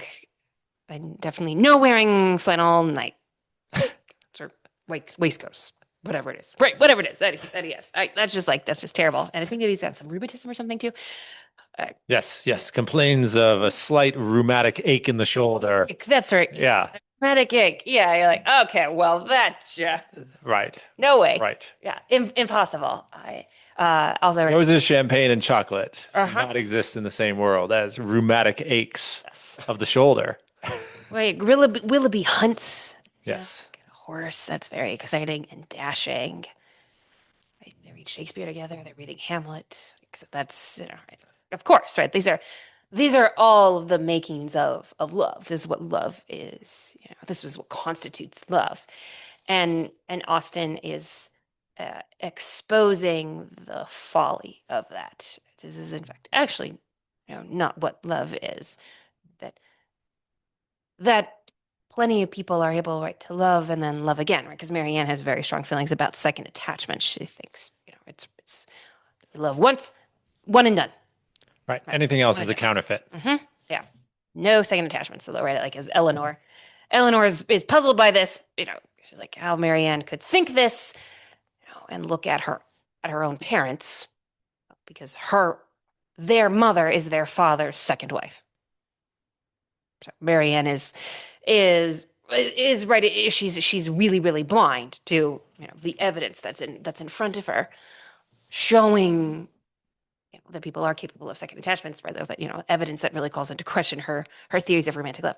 So Austen's really, really, really pretty incisively critical of the really, what she thinks like really dangerous conventions of romantic love, and like holding so fast to those romantic conventions, holding so fast to some romantic ideal of what love is and how one ought to act and how the beloved ought to act, right, when you're in love. I mean, so dangerous for Marianne that it almost leads her to death. Right? She says, had I died, it would have been at my own hand. Like I would have been accountable to God, like for that, right? So she's saying that essentially, I was on the path to suicide. I was trying to kill myself, right, because I had this vision of what love was. So that's what Austen's really trying to critique there, and I think one way of reading then the ending, and I will admit that my reading of Sense and Sensibility is really like up in the air right now. I'm not actually really sure how I read this novel, but I think one reading that I get, and I think I'm sometimes sympathetic to, is that it's like, yeah, there are marriages and relationships formed between people who are not necessarily right swept up in this intoxicating passion in which they're reading Shakespeare together all the time, but that people get married out of respect, friendship for another person, like that is in fact an actual motivation for marriage. Whether or not she's endorsing that, I don't know. That's another question. But that actually does happen in real life. Right? Like that's, I think, right. Actually, really pretty remarkably insightful and pretty bold and audacious. Just given the time that she's writing. To be kind of depicting marriages. It's not that she's just depicting marriages when people have financial reasons to get together. She does that a lot, and a lot, or not a lot of us are pointing that out or critiquing that. Like like, yeah, this is just a base kind of transaction type of thing. But she's not saying there, well, the only alternative to economic, an economic transaction between a man and a woman is this really intense, hot, romantic passion, love kind of thing. It That might be, yeah, he's a good man and I have respect for him and other people like him and this'll work ship for him. And yeah, like I think this will model. work. This'll work. Right. And we do learn, I think the narrator tells us that Marianne's, what was it? Marianne's affection, she could not give her heart in halves. Right. So like where Marianne loved, she loves fully. Mm-hmm. And she does come to love Colonel Brandon fully, completely, and deeply. Mm-hmm. We don't see that. Austin doesn't like give us a scene in which we see Marianne acting that way, right, or talking to Colonel Brandon in that way, but the narrator tells us that's what's going to happen. So she grows into, I think, right, a deep love for him there. Mm-hmm. So that the fact that she goes into the love does maybe kind of complicate also the just okay interpretation. We have some sense that this relationship will in fact actually deepen, but right, that Austin is realistic enough to recognize that respect and friendship might be, and maybe like often are, or I don't know often, but like, but sometimes are the beginnings of a romantic relationship, as opposed to just the only way that people can begin a romantic relationship, the only people that can start their love affair. I don't mean, affair, right, in a bad way, just, their love is through like, you rescued me, in dramatic fashion, or I looked at you across the bar and I knew right in that moment that you were the one for me. That's the only beginning of deep, meaningful love and connection. So I think that's part of what's going on with like Marianne and Colonel Brandon. Also, I mean, Marianne's pretty great. Our first, what we would call intuition, could be wrong. My intuition upon first seeing him said, why would I give this man a second glance? Yeah. And then that actually turns out to be the person that I partner with. Yeah. That should tell us something about our first glance intuitions. Like, they're not to be ignored, but they're not the final word. But they are not infallible. I mean, Marianne is what she's like 17, I think, right when the novel opens, and 19 when it begins. So she's so young. So it can make sense. Of course, like it's a very 17-year-old thing. Like, of course, I am absolutely right, and the philosophy around which I have organized my life, and is unassailable. I just right, absolutely unassailable. No one can question it, including the marriage of my own parents. Is that a fly in the ointment? No. I'm right. Yeah, perfectly, totally right. I'm right. Right. Yeah, she's so right. She's just so young there. But right, yeah, that regardless of age, that the temptation to kind of unquestioningly accept our perception of reality as absolutely 100%, completely, totally, always true is strong, right? And it is one that we, in terms of like growing and maturing into full happy human beings. So it's a good lesson to learn. So that is Marianne's growth in virtue. I suppose we don't see. I think this is right. We don't really see a growth in Colonel Brandon. You don't see it. He doesn't have much of an arc. Yeah, right, in the way that Darcy does, right? Because Darcy's a jerk, and he's a proud, arrogant guy. Also, a lot of great qualities to him, right? But like Darcy's got a lot of growth to do, and he does in fact grow. And and Lizzie too. She's a marvelous character, but yeah, she's very attached to her own judgment of the world. Pretty convinced that she's right. So she has to learn, and she has to grow. Just to hug the cactus too, right? Like realize that, oh yeah, my errors here, my errors actually maybe have led to great disaster, and I'm responsible, and but also there's that growing. There's that stunning moment in the middle of Pride and Prejudice where Lizzie has to face up to the fact of, oh my goodness, the combination of my choices and my family's shortcomings has very potentially destroyed the happiness of my dear sister, myself, and God only knows what will happen with the rest of my family. And there's that it's right in the middle of the novel where this chapter ends, and I think the reader is supposed to think, oh, geez, I don't know how Yeah. the Bennetts are going to climb out of this one. They're looking really dark for them. Things are looking really dark. They're looking really dark for them. Yeah. Yeah. So she has to have that. Yeah. We don't get the moment of Darcy doing that. We hear Yeah. kind of after the fact, right? He talks to Lizzie about that. But yeah, we get the sense that he too. It's like, oh crap. My choices and my decisions made it possible for Wickham to seduce Lydia. Like I am profoundly morally implicated, yeah, in this type of a thing. And yeah, we don't see that in Brandon. And I think that character, like arc and growth and moral development is something that we really love, or that I really love Austen for.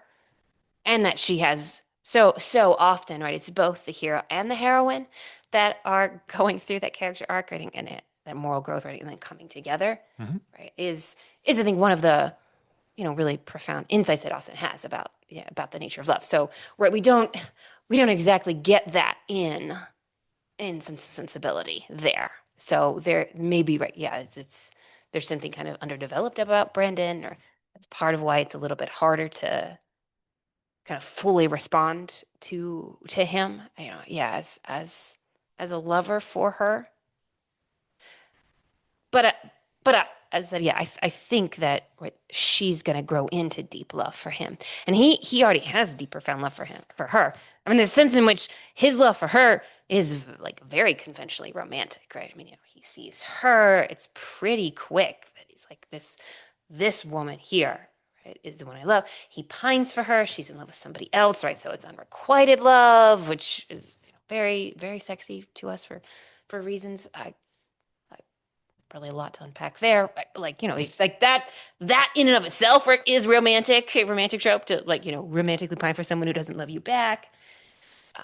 He's been hurt before, disappointed in love. So like the sort of wounded heart who's loving again, right? There's a lot about him that's like conventionally romantic, but he's 35 or he's over 35 and he's got the flannel waistcoat and he's got the rheumatic shoulder. So Not conventionally handsome. yeah, right. Yeah, he's not that. Yeah, he's not that handsome. So how can he can't possibly be, the hero there, right? Of a romance. So I guess maybe there's a sense in which I've actually sort of talked myself into thinking that they might be a little more than just okay. And she's married. He's well off. He's the what is it? Because I think we're told, right, something that she's going to be the mistress of the village, right? Like, socially speaking, she also, right, marries into a pretty important, like, it's a pretty important social match too. Like, she will have a great deal of influence and power in the society that she finds herself in the small community, but it's nevertheless in the community that she finds herself in there.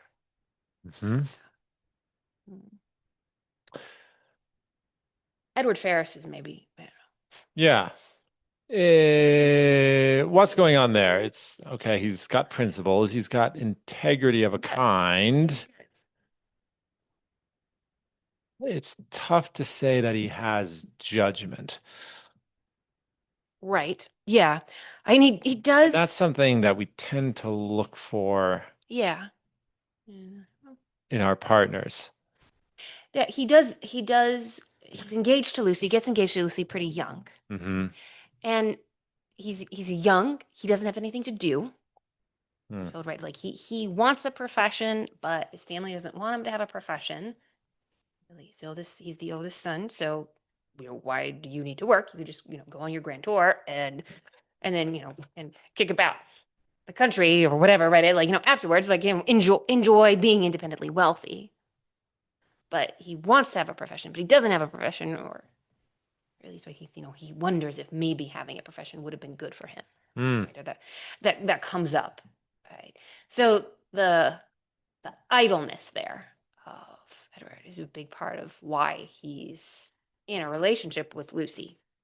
And that, I mean, like that, again, that to me seems like so real and an actual thing that happens. I was bored. I didn't have anything to do that summer, and you were there. Like, so maybe we date. Okay, whatever. I like that seems like a very common thing, a very real motivation for why people get together. Again, I'm not saying that Austin is endorsing this, but But she would have been sensitive to it. she's been sensitive to it, right? Because she's also right. She is an idealist in the sense that she has moral ideals, right? That she believes that human beings ought to strive for, but she's also a realist in the sense that she's interested in the complexity of motivations that lead people to act, like, and she's responding to literary traditions that are often like just very idealistic. Like this is how people fall in love or why people fall in love. I just like, look, like sometimes people right fall in love or at least get engaged because they're bored, there's nothing else to do, and this girl happens to be here. And I'm like, yeah, that's I mean, there's probably a lot of relationships, right? That's a thing, Yeah, that's as they say. a thing. Like, yeah, man, it's a thing. Yeah, it's a thing, huh? Right. And Austin really does want to show this is a thing, right? Like that is a huge part of her purpose as an artist. This is what people are actually like. I have a close acquaintance who once the thing that finally convinced him to after years finally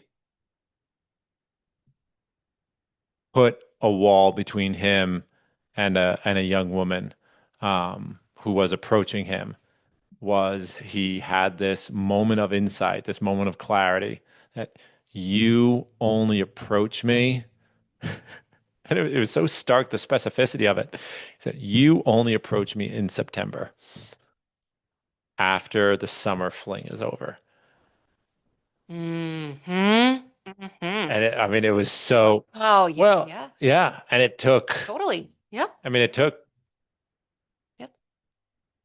it took, I think, profound humility to say, yeah, you know what?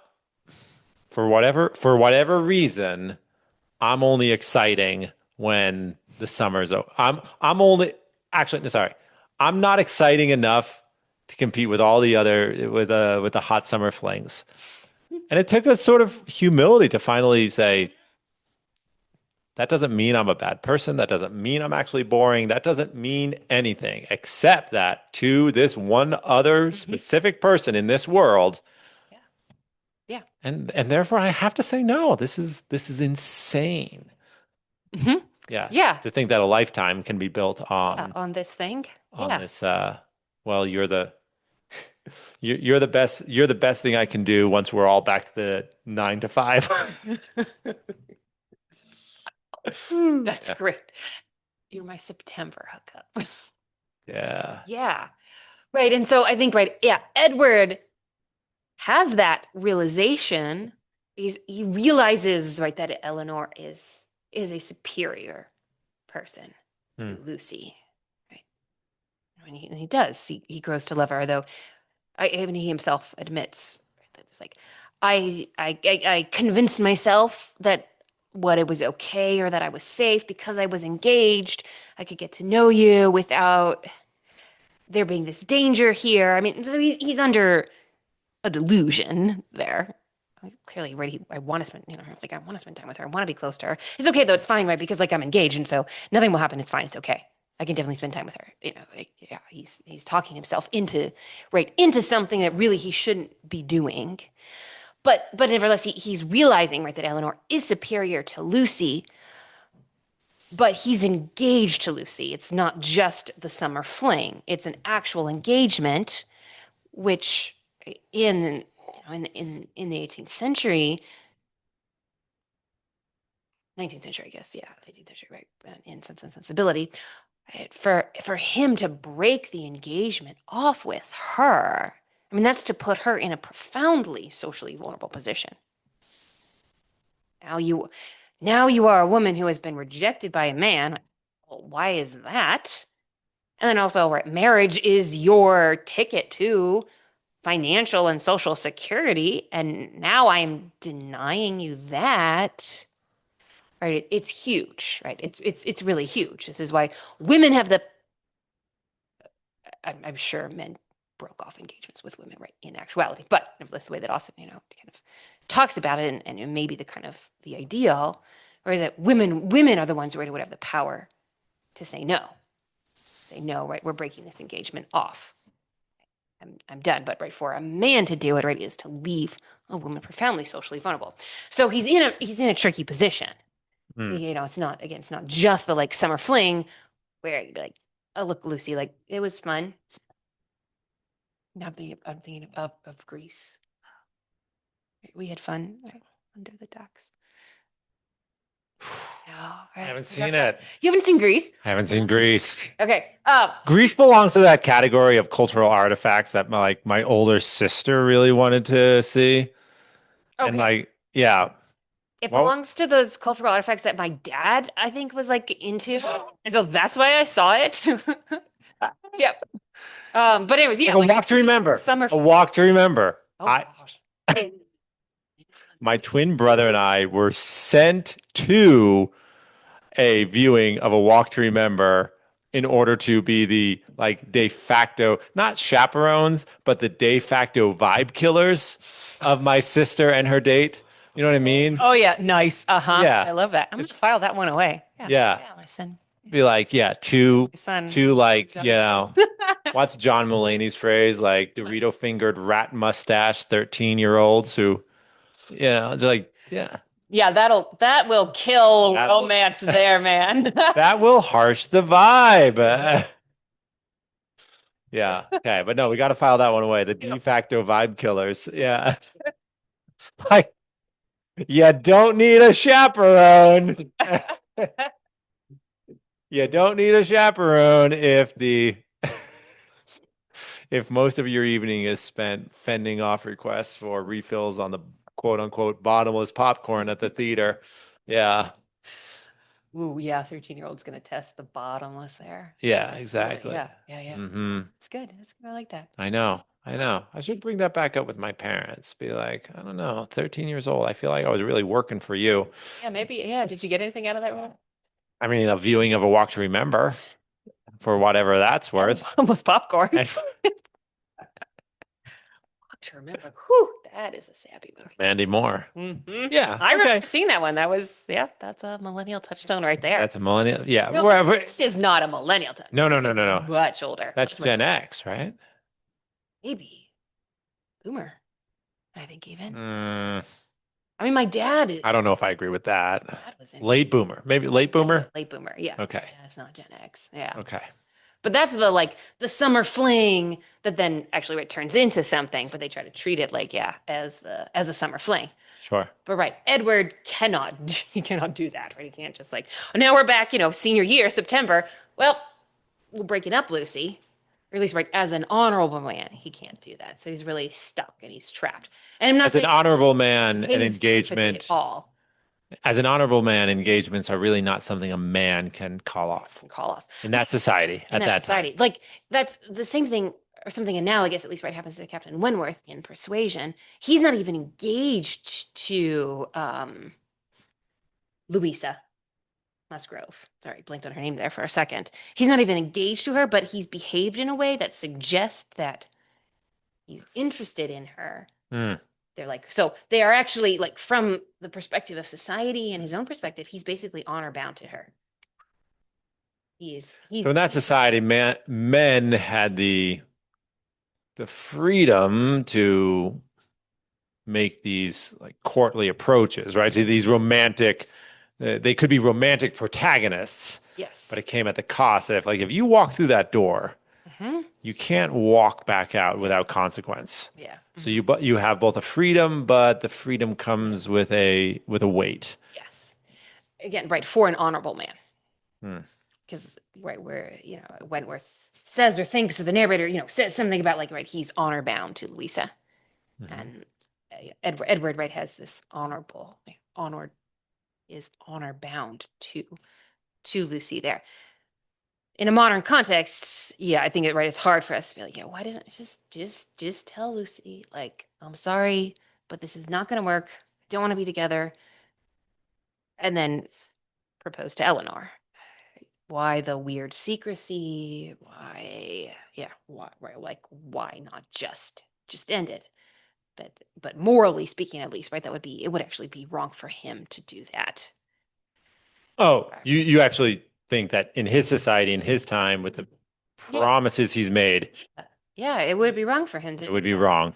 So again, he leaves her profoundly socially and economically, right, financially vulnerable. And that is a novel that is actually so much about the ways in which women are deeply, deeply economically, right, and socially vulnerable. Okay. Right, because it begins with, right, the death of Eleanor and Marianne's father, and then the betrayal of their brother.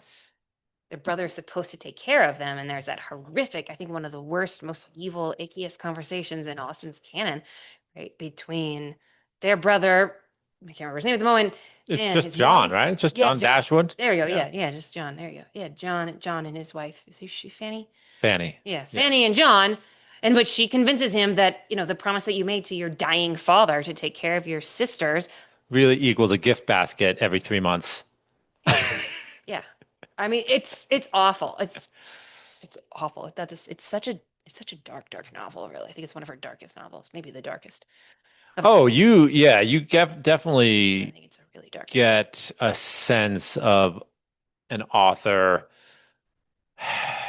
wrestling with the temptation for cynicism. Like she relates these conversations among groups of women in which they're discussing the heights of this son's height versus that son's height. And, a half hour's conversation was spent in the discussion of the relative heights of the two, and each party was equally shocked at the other's opinion in favor of the other in contrast to their own. And it's just like, oh my goodness, she is just skewering the frivolous conversations Yes, she is. among women who are not, in fact, Vicious. close, Fair.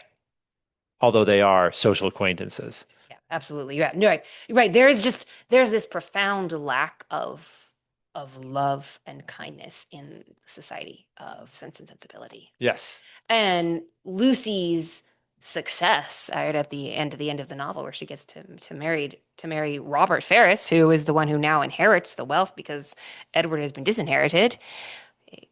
She's the narrator, ironically, of course, but right, says something like, right, Lucy shows how a relentless pursuit of one's self-interest leads to success.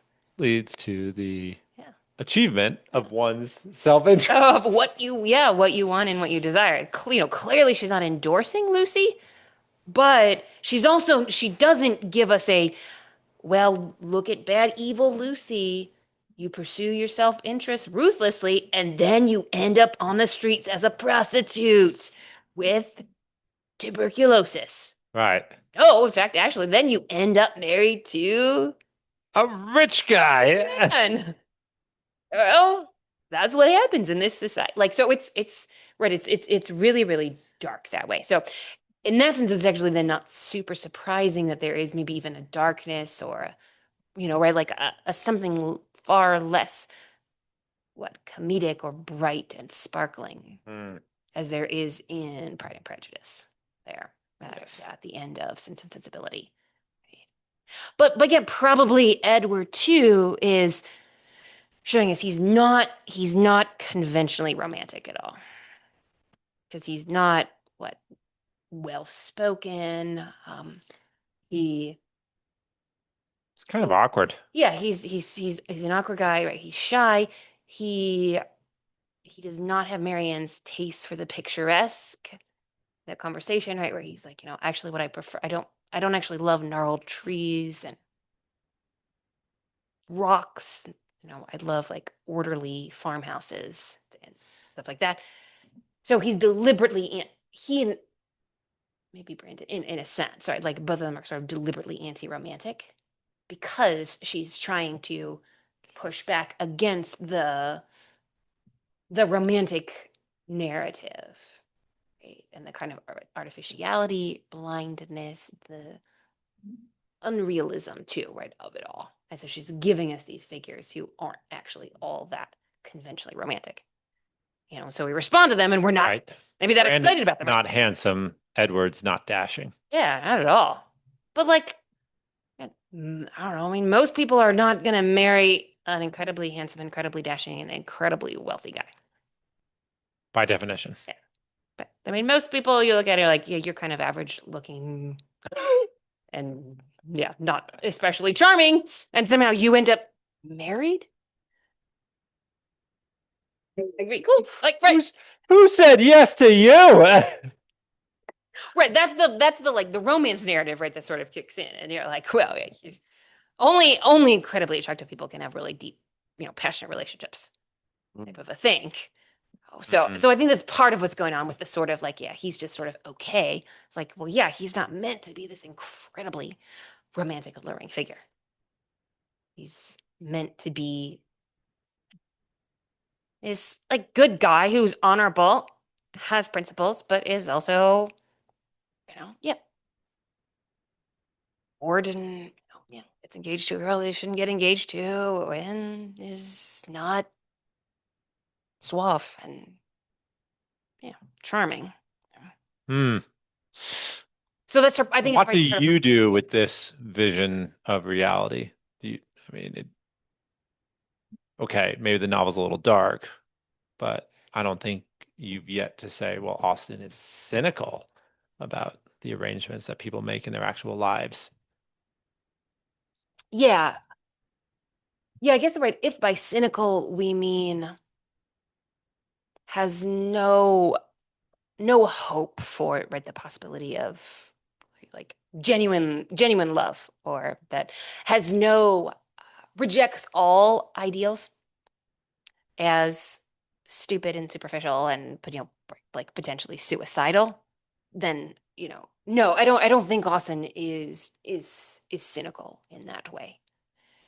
Is she very, very aware of the darkness of society? Yes. Is she very aware of the unsavory motivations that lead people to get together? Yes. Is she very aware of the not necessarily unsavory, but not especially romantic reasons that people get together? Absolutely. Right. Friendship, right? Respect. You happen to be close to me when I'm bored, one summer kind of thing. Is she totally aware of that? Yeah, absolutely. So she wants to show us that. But I think, again, we see, yeah, Marianne and Colonel Brandon. I think the thing that is going to end up becoming actually, right, a real love relationship, a real love match. Mm-hmm. Not, it's not a marriage of convenience. It's not merely transactional.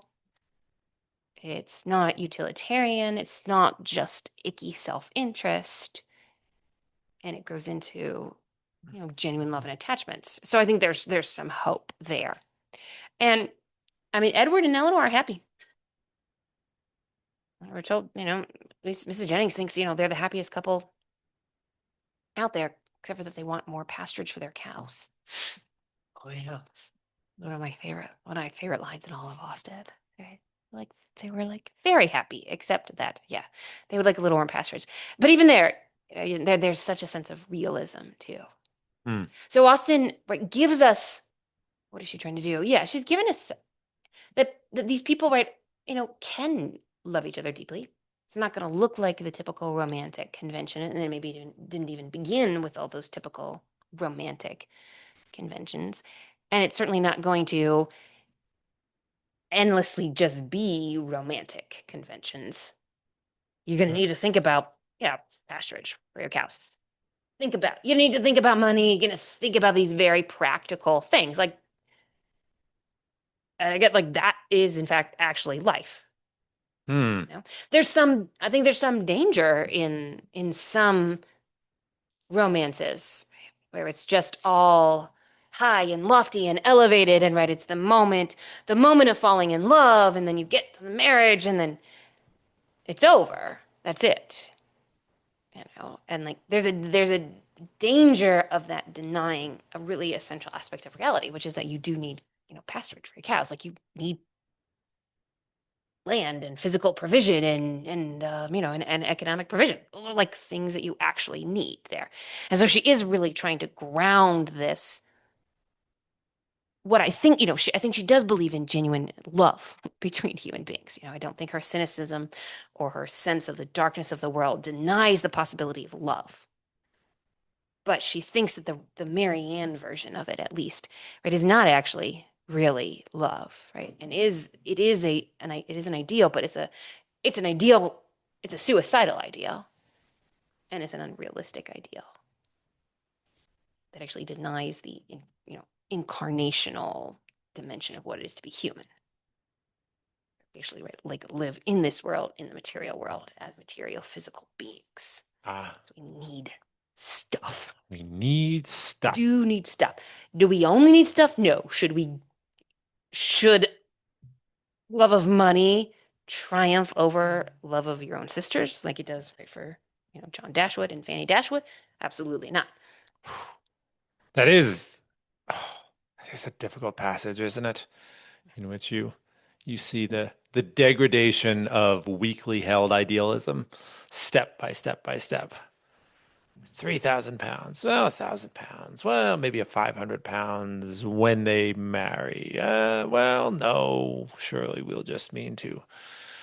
If they live close by, we'll send over some gift baskets. Baskets, right, yeah. basically. We'll send over some, yeah, we'll send over some. The Henry and David. Oh Yeah. Yeah, exactly. chocolates. Yeah. The My chocolate. grandmother was like big into those baskets. Yeah. They had like the pears and the tissue paper. But yeah. Yeah. Send over some pheasants. Yeah, we'll send over some fancy pears and some pheasants. Yeah, some nice chocolates. Yes, yes.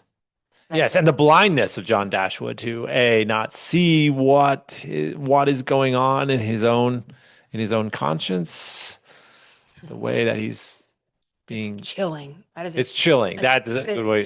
chilling conversation. I find it, it's terrifying the way that she just, yeah, dismantles.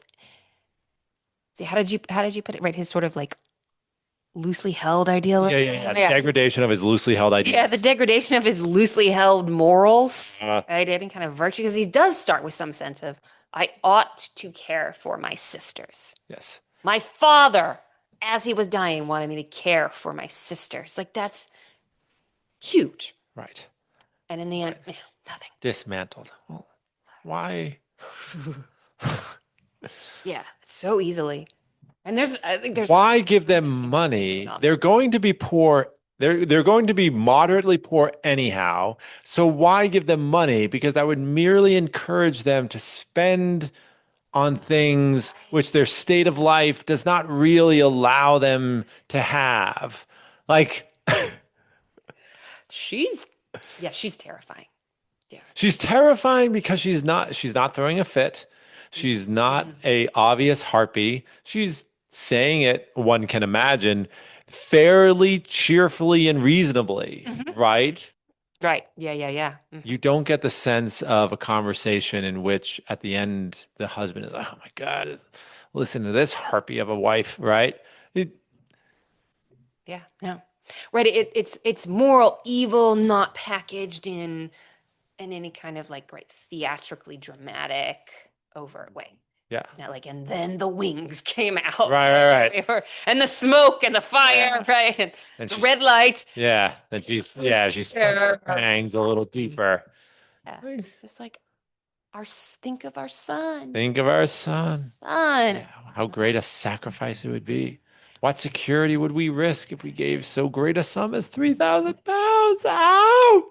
Yep. Yes. Yeah. Right. Yeah. So like, right, that's the tenor of this novel. Mm-hmm. There. Like, so different from Pride and Prejudice. So different. Yes. So different. Right? Yes. Austen herself thought was maybe a little too like light, right? Bright and sparkling.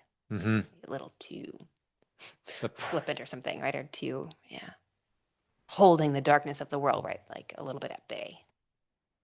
yeah.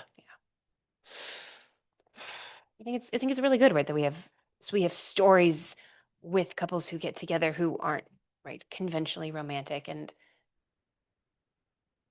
And maybe right are just kind of okay, right, or a little more average in a sense, Mm. or get together for not the most, you know, not the like right hottest, sexiest reason.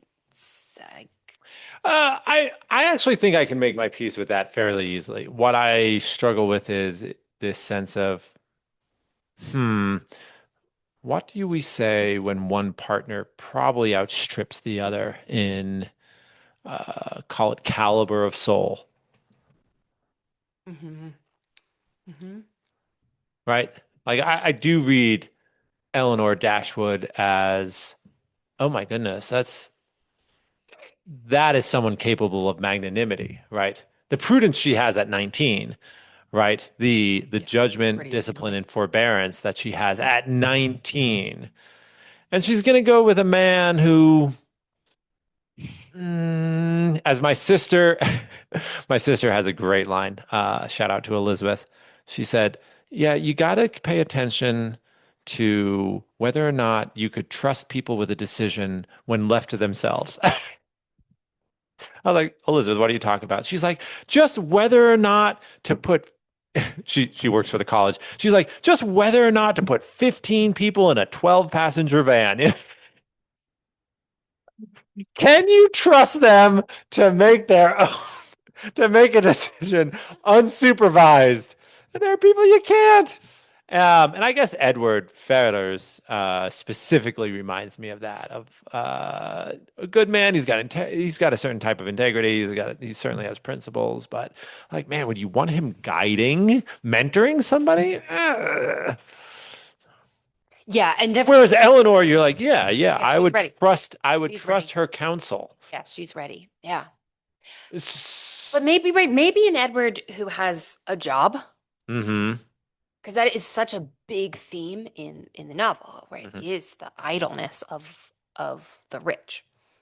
They have, Ah. right? They don't have work. I don't think Austin is saying, I don't know, right? Yay, industrial revolution thing necessarily, but just having purpose, having some way of meaningfully contributing to society. Mm-hmm. Like, what if you don't have that? I think it really has, yeah, hampered his ability to decide for himself, to make those judgments, to call about, yeah, should we have 15 people in a 12 passenger van? Like type of a thing, right? He does not, All the way from Salt Lake yeah. on 80 at 90 miles an hour. None of that surprises me. It's a general example. It's a general. No names. No names. We are definitely not talking about No peak real people were 2021, named. the second session. This is not meant to Right. present any historical figures. Just have that denial there. Right. What's that line that they put at the end of movies now? You're right. Any resemblance? Yes. Any resemblance to any real person. Historical or real. Yeah. Whatever. Yeah. It's Is purely entirely accidental. cool. Yeah. Like I don't actually fully believe that. But yeah, if he does have a job Mm-hmm. at the end, Yep. and he's entering the church. Mm-hmm. Which for Austin, it's not an immediate guarantee that you'll be a great person, because she definitely has some pastors who are morally reprehensible people, deeply immature people, like see Mr. Collins. But the fact that He's in Emma. He's yeah, Mr. Elton, Mr. Elton is also he's not great either. Yeah, Henry John cleric. Newman like very famously said, I think something like he did actually enjoy Austin, but her clerics are just terrible. Just terrible.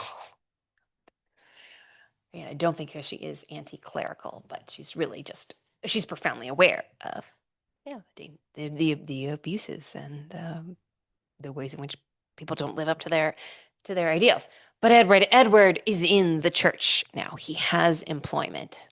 He's not a lawyer. He's not a soldier, which would be the like kind of more socially sexy positions. Okay. Right? And I think that actually comes up in the novel. Like his family would maybe have been okay with those, but being vicar, not so much. But that's where he has found himself. So the right. Something about the fact that he lands there gives me some hope for him. Mm-hmm. That he will grow into something now that he's not just the idle rich young man, but he has employment, he has purpose in his life. But yeah, right. Is he Eleanor's equal when we see him in the novel? I think that's probably yeah, it's probably a fair critique. So that like no, there's as much no, he's not. Yeah, she in a way she marries down. But Austen has a lot of hope in the educative power of marriage. Okay. Interesting. Like, marriage educates, marriage teaches. And we see it concretely before the characters get married, just because she doesn't actually follow them after they get married, right? That the their love is so often this impetus for education. Love you, and that is a cause, even unconsciously, of a kind of education. You know, Darcy, well, Lizzie teaches Darcy so much, and we get the sense that Lizzie will continue to teach Darcy. We're told Lizzie. There's a moment where Lizzie doesn't say something that's a little bit teasing of Darcy. She sort of realizes that he's not quite yet ready to laugh at himself fully, completely. But you get the sense of course, right? That is going to be something that she's going to teach him to do, is to be able to laugh at himself, which is a huge life lesson. Mm. So yeah, Austen's really, really hopeful and optimistic about the educative power of marriage. So I think right, even those characters where we think, like there's some inequality or disparity here. I think she gives us the hope that they will grow into the relationship. Although Edward will grow into his relationship with Eleanor, and that maybe that's the sense in which like they are equal, is that they both have the ability to grow and to be educated. Like Fanny Dashwood, no ability to be educated. Like she's not going to change. She's She's a dull soul. She educates John, Yeah. but in a really toxic way, right? In a very evil way. So Austen is also aware, right, of the power of marriage to lead people profoundly astray. Right. Again, she has ideals, but she's not naive there. So right, it's no guarantee that marriage will educate you into virtue, but it could. There's a hope for that. So there's a hope for someone like Edward. I hope so. What do you think you would say to someone who was considering a marriage with no element of, shall we call it, erotic attraction? What do you think you would say to someone who was perhaps self-aware enough to say, yeah, I'm marrying them because I think it'll work, and I'm marrying someone because for the same reason that Jonathan bought a pickup. They're like, I kind of need it for my job.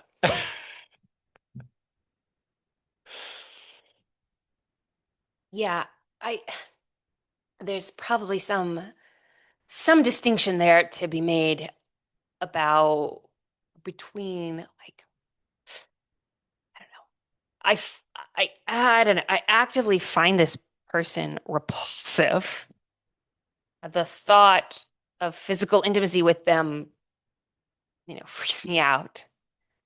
Versus the Marianne, I feel right, respect and friendship for them. Mm-hmm. It's I mean, I think probably what Austin is saying that is that like that respect and that friendship actually right is a foundation out of which Eros can grow. And so there's a possibility for erotic growth there. And if Marianne really is growing into a full, like completely giving herself to Colonel Brandon there, I think actually Austin would say, like, actually you really do need that erotic aspect. Like that is actually probably a really pretty important part of marriage. Mm. But what Austin is saying there, I think, is that it may not be that you experience the erotic attraction in the one moment when you look across the bar and you see the girl kind of thing. It may start from a different place. Mm-hmm. But I guess, yeah, so I guess what I would say is that are you open to the possibility, right, of the erotic growing? Like, could you see that with this person? Mm-hmm. Then if maybe right now, immediately you weren't swept up in all of that Right. It's not front and center, but center, but like, yeah, is this something that's possible? I guess I would be very concerned if someone was like, I actively find this person, repulsive. yeah, But they're rich. but they're rich, yeah, Mm. yeah, exactly, but they're rich, yeah, that would. Yeah, I had a friend of a friend. A friend of a friend. So I don't know this girl, but she was 27 and married a 54-year-old. So we were sitting around, frankly, discussing it, and just I was like, wait a minute, 27, 50. Okay, he's literally twice her age.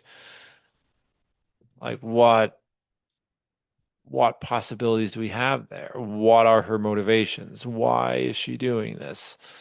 Uh, a cynical person might say, well, it's easy to understand why he's doing it, but let's leave that aside for a minute. Um,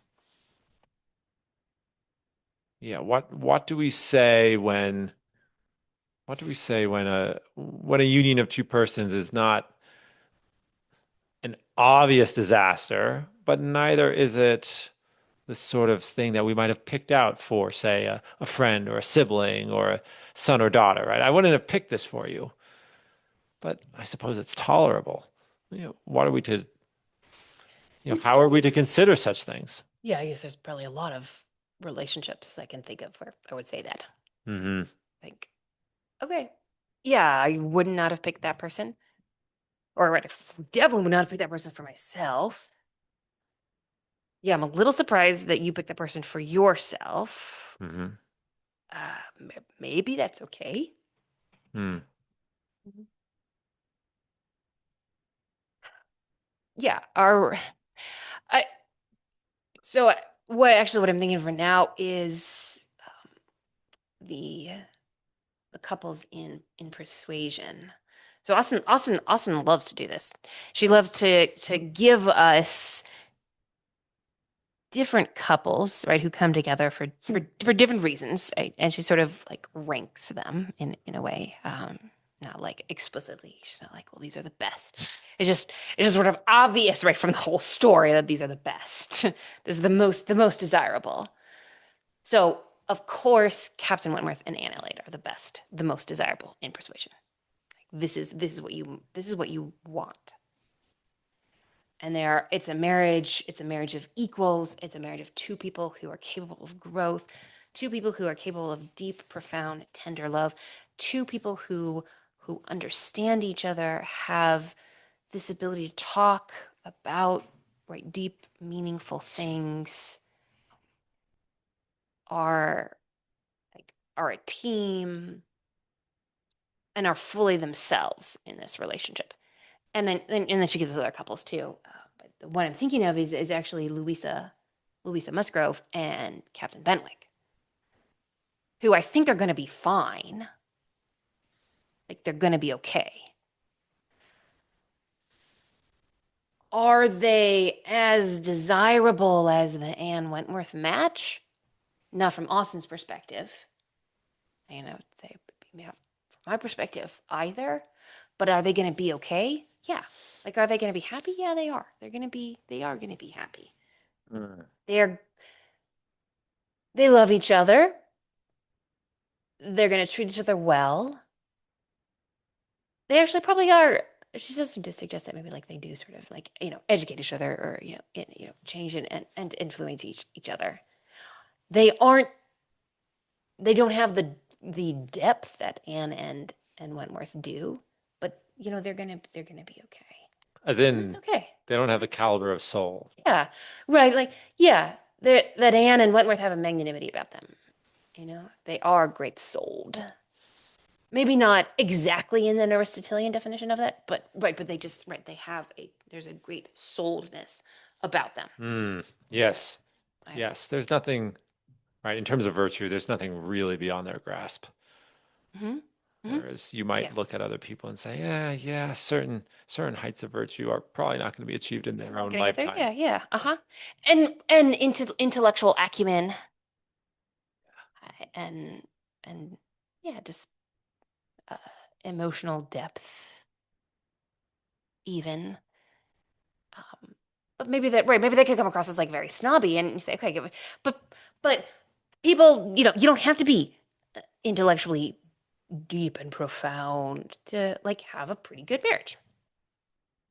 To be like relatively happy. Yeah. I I think that's like completely possible. Hmm. That it's that sounds it's not the kind of marriage that I would want for myself. But I wouldn't want to then say, right, something so arrogant as, well, right, those people just couldn't possibly be happy together. But maybe their happiness does look kind of different.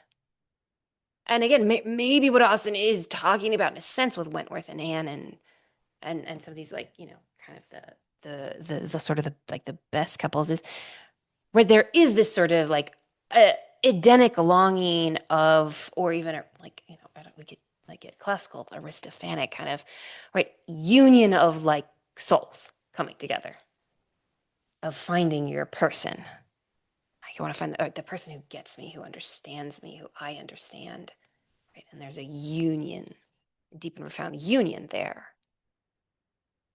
That is something that we do desire, but nevertheless, right, could you have a like relatively happy or even like pretty happy stable marriage that there was an erotic attraction there, when you brought kids into the world and you were good for each other, you were good for society, you were good to your kids loved you.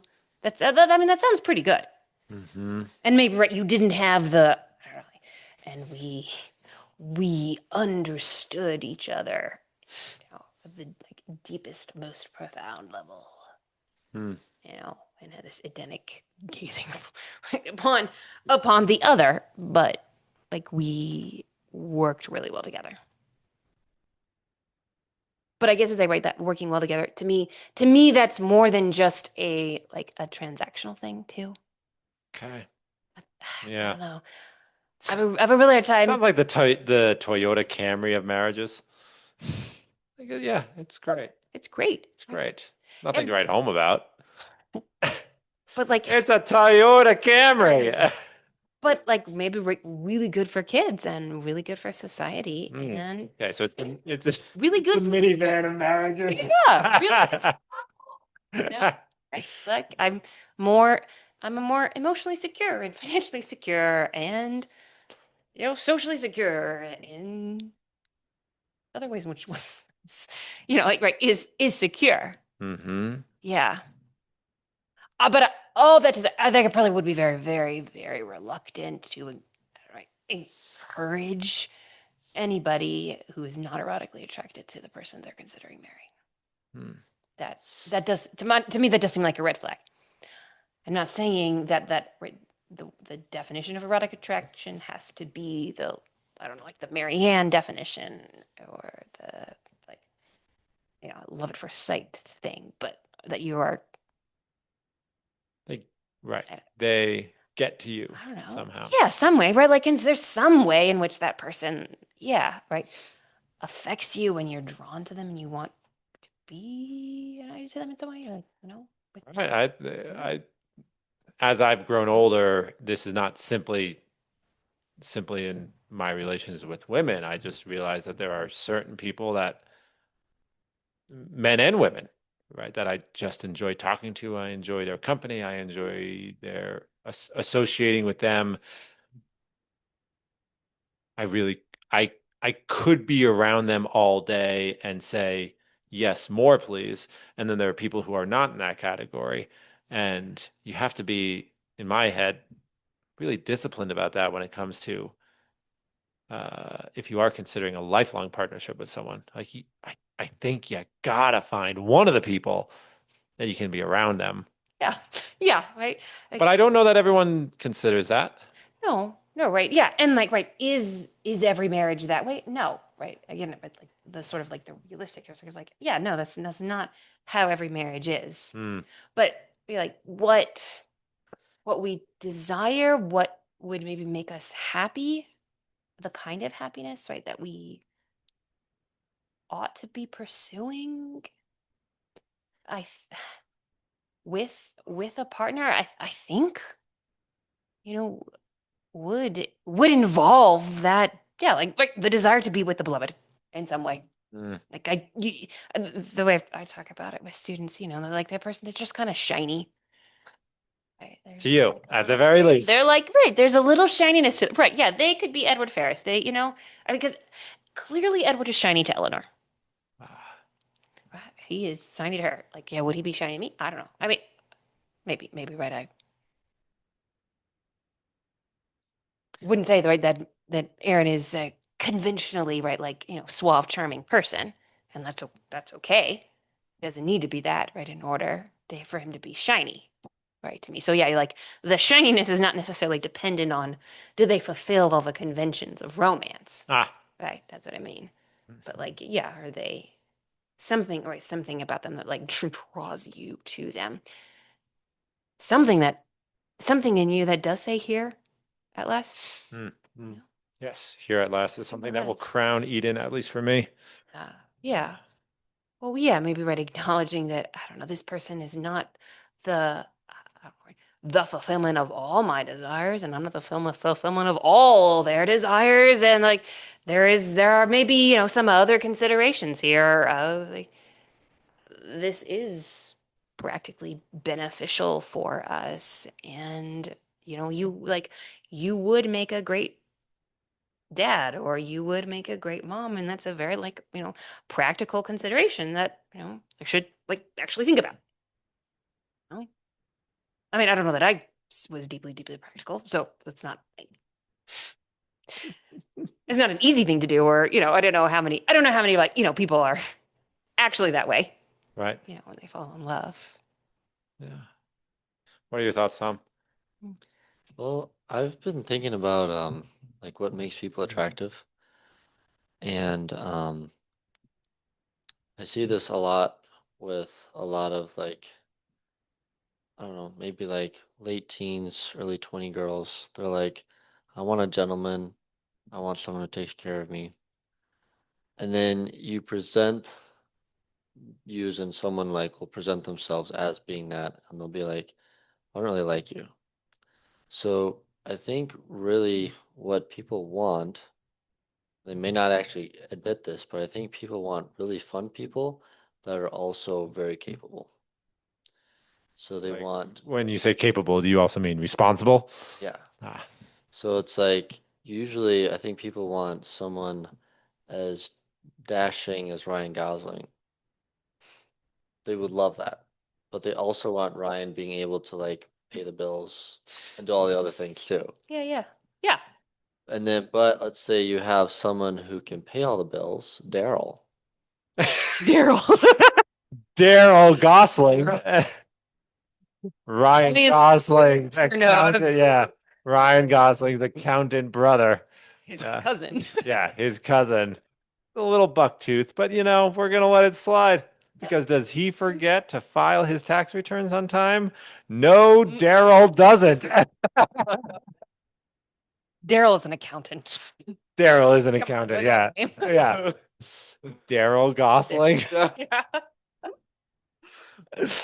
Uh, But yeah, it's like it's kind of like the thing when you're like, someone ask someone how their day went. And like, it went great. I got all my meal prep done, read a book, worked out, and you're waiting for them to tell a story. You're like, and? And they're like, that was a great day. And they're like, oh, okay. But what I think people are looking for is like, bro, I woke up this morning, you would believe what happened. right. Yeah. People are looking for someone like that interesting who also did the meal prep, did the workout, did everything else too, Mm. but had this element of life that was very captivating. Hmm. I think it's like you want the sublimity of captivation with the responsibility of like that foundational rock too. But yeah, it's like it may sound coarse, but you don't want just a rock. Like bro will never go anywhere. He's ready, he's always there, he's Mm. The strong and silent type. yeah. But Like, would it kill you to tell a joke? it might It might. yeah, it might be too stoic. Yeah, where like yeah, Darcy is very capable, very responsible. I mean, that's actually a big part of what does, I think, erotically attract Elizabeth to him. She like goes to Pemberley and is like, wow, right, this man really takes care of his tenants, right, and his housekeeper and his sister. He's really great. But also, maybe he can learn to laugh at himself a little bit. Like, right, maybe he can bend a little bit, right, and become more He's a little stiff at parties. God, right, he's so stiff at parties. Yeah. It's like, right, I will not dance. There is no one here. She's Right. pretty enough, I guess, but not handsome enough Yeah. to tempt me. Yes. Or like, Yes. so, right, She is tolerable. tolerable, that's right. Tolerable. But not handsome enough to tempt me. Or like, okay, so that's not like the best thing to say at a party. Maybe you could just be a little more Bingley like, and like maybe you could just dance. Right. I don't know. Come on, man. Loosen up a little bit. Enjoy people. Yeah, right. Loosen up a little bit there. Yeah. But maybe what Austin would say is that like, right, that shininess or that attractiveness, that the excitingness there or whatever, doesn't necessarily have to look like a conventional package. Mhm. And I mean, right, sometimes that is like a place where people get a little bit tripped up on, right? It has to look this way. I'm thinking about like some of the guys like I crushes on when I was younger. Like, yeah, the guitar player who's the super popular guy who everybody loves. Like, obviously, right, he's interesting. Actually, it turns out, right, he's really not that smart. But he seemed very, conventionally interesting type of a thing. You What if the guy who Edward Ferris who likes like, pretty little cottages or something like that actually there's something there. That's not just like dumb rock. Yeah. What about the guy with an insect collection? Right. He's Well, out for there some people, you know, with the pins. yeah. Look, man, That's your hobby? if you're an 18th century naturalist, Yes. that's where it's at. Exactly where it's at. Right. You were born in the wrong time. Right. Born in the wrong Born in the wrong time. and You could have been a Charles Darwin instead. exactly. Instead, you're Daryl Gosling. Damn. Okay. Yeah. The insect collecting account. Yeah. The insect collecting accountant. But like Right. for someone that might be the shiny, exciting thing. Mhm. But yeah, The insects don't hope so. They're like, we got to get these people out of the gene pool. He's stabbing us through the middle. Yeah. monster. Monster. Yeah. Just displaying our bodies like trophies. Right. Exactly. Serial killer vibe. Yeah. Uh-huh. If Yeah. He's a cross species serial killer. What the hell, man? Yeah. Ugh, that's finding out, right? That's Someone who interests you, who kind of mm. makes you kind of come alive. Right. There's that great line in The Big Short. Have you seen that movie? Oh, it's so good. Mm-mm. It's based on Greece, only Greece. only Greece. Greece, yeah. Greece, you've seen. All right, we need to have the podcast inspired movie night series. Ooh. Yeah, curated by Joseph Sasanka, but Oh, perfect. Yep, Yeah, exactly. That'd be great. That'd be awesome. we could get Greece in there. Oh, Mm-hmm. I've heard great things. Yeah? Yeah, I had That's John Travolta, right? Mm-hmm. And Who's the girl? Olivia Newton-John. Olivia Newton-John. That's right. I don't know how I know that, but yeah, I do. Yeah. had a friend. She was a retired lady, grandma. She worked at my dad's nursery. Her name was Paula. Um, she's a Polish. Married to Daryl. Yeah, I forget her husband's name. But yeah, he was a really he was a cop, and they were both really smart. Polish people are really smart. So she was just top of her game, spry. I forget. I think she was in her 70s when she worked there. And she would tell me about all these movies I need to watch, and Grease was like her top of her list. She was like, Grease is so good. Huh. Yeah, Huh. Yeah. it's great. Huh. Yeah, Greece. I don't know if. I don't know if I would put that in the camp Yeah. of like Yeah. It's like good the music. top Yeah. 30 greatest movies in American cinema. We have to ask Joseph. We have to ask Joseph. Yeah. All right, next time he It's comes probably on. not on his list. Not in top 30 anyway. Yeah. But Maybe Grease. for musicals. It's like Top 20 musicals of American cinema. Maybe. maybe. Mhm. Oh. Mm. I've always wondered how you grade movies. I feel like it's consensus, conventional consensus, but Mm, I don't know. you have to pay attention to the crowd for sure. Crowds, like all judges, sometimes miss, right? That's true. Yeah, there are movies that are great that have been overlooked. There have been movies that have been considered great that you watch them and you think, huh. I watched Hustlers last week because the reviews were pretty rave. And it had some great performances, but the dialogue, the pacing, the plot were all off. Like it's like, but just by very objective standards, like you guys are making mistakes, right? And your performers, as excellent as their performances are, can't make up for the fact that if your dialogue's bad or your editing is bad or your plot points are bad, your performers can't make up for that, and that's not their fault. Right. Yeah. Yeah. So misses happen by any jury, and the audience is a type of jury. Uh, but they should still be listened to because they don't miss all the time, right? Actually, that just made me think of something like missing the point.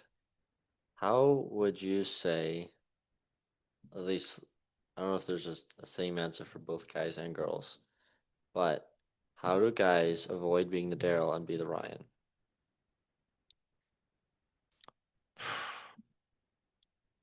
Is it just letting go of what you find is childish and go for more like what you find is like generally attractive things? Like I saw this list and it was like the 15 things women are least attracted to. And number Was one, insect collecting on that list? it was not Oh, actually. Comic books was number one. comic. Least interesting thing to women. That Star Wars? Was Star Wars on the list? no, I've definitely been told to leave the room because of Star Wars conversation. really. The guy I was talking to just needed somebody to talk to. I do know how to talk about Star Wars. This is not a topic of conversation that I selected, but he needed somebody to talk to. We were told to leave. Oh, Harsh. I think she is now happily married, but I really don't know. Yeah. I don't know If she's who. married or if she's happily married. I'm pretty sure she's married. I have no idea about the felicity of the. We preserve judgment. Yep. Yep. Mhm. Yep. Presumably, Star Wars is not a common topic of conversation in that particular household. The top 15 things that women find Daryl-esque. Yeah. Poor Daryl.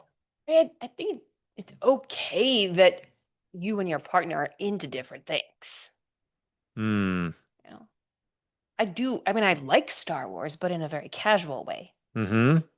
Aaron he's not a hardcore Star Wars fan, but definitely more into it than I am. Mm. certainly like more into video games than I am. And that's okay. Uh-huh. You know, I think that's a fine thing to do. Right. Like, I mean, that I don't know, that seems almost impossible, right, for two human beings to have like their interests to align exactly.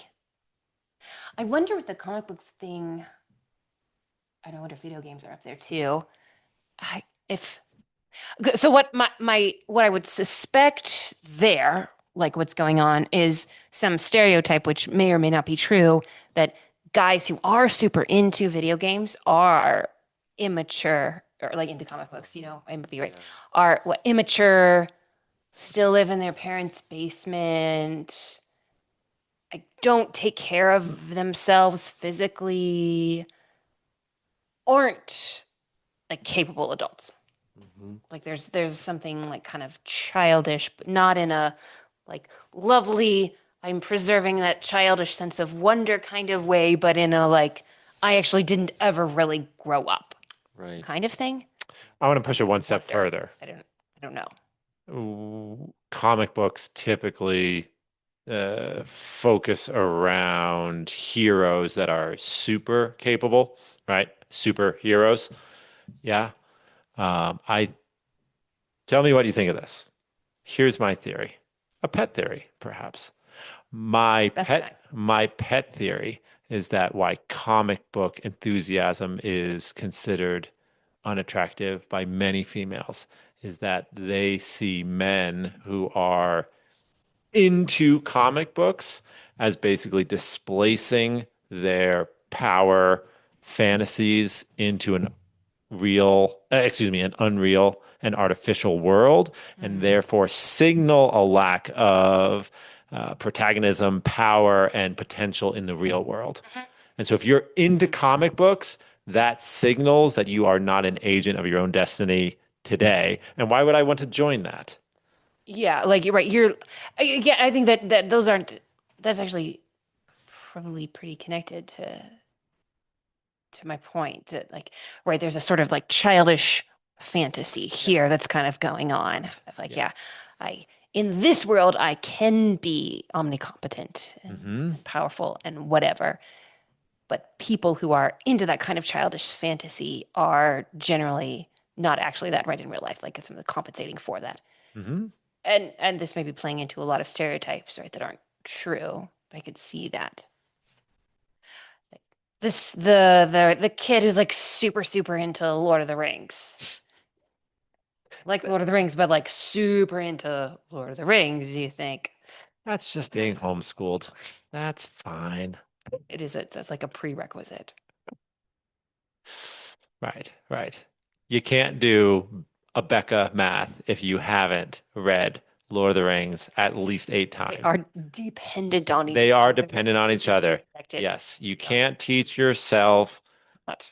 Yeah, you can't teach yourself long division if you haven't read The Hobbit. Yeah, it's the sixth Can't law. read Elvish. Yeah, Then. if you if you can't read Elvish, you definitely can't identify a dangling participle in a sentence that you also have to diagram because homeschoolers are the only people who diagram sentences anymore. So I actually think that's true. Yeah. I think And that's- and kids at really intense classical ed. yeah. That's fair. That's Going fair. back, Okay. maybe. Yeah. I have some hope. Yeah, that's a good point. I have some hope for that too. Of diagramming a sentence. It's a good skill to have. It So clarifies thought. fun. So fun. Yeah. Oh. I always like when your prepositional phrases like it form a golden ratio. You know what I mean? Every prepositional phrase is, yeah. I got it. The top 15 most attractive things, and then it's the top 15 unattractive things. Let's have it. Yeah. So, So curious. reading foreign Is languages, this is most attractive? most Okay. attractive. Okay. Yeah. Yep. Yeah, figured. Reading foreign languages, playing music, cooking, woodworking, painting, writing, gardening, swimming, photography, astronomy, yeah, hiking, archery, blacksmithing, and traveling. Hmm. Top 15 least attractive Get things. behind all those things. Comic books, cosplay, debating, drinking, MTG, anime, makeup, crypto, cigars, clubbing, marijuana, Funko. What's that one? I don't know what that is. Funko? I don't know what that is. Arguing online, porn, gambling, and manosphere. But Boy, I would put porn and manosphere way higher.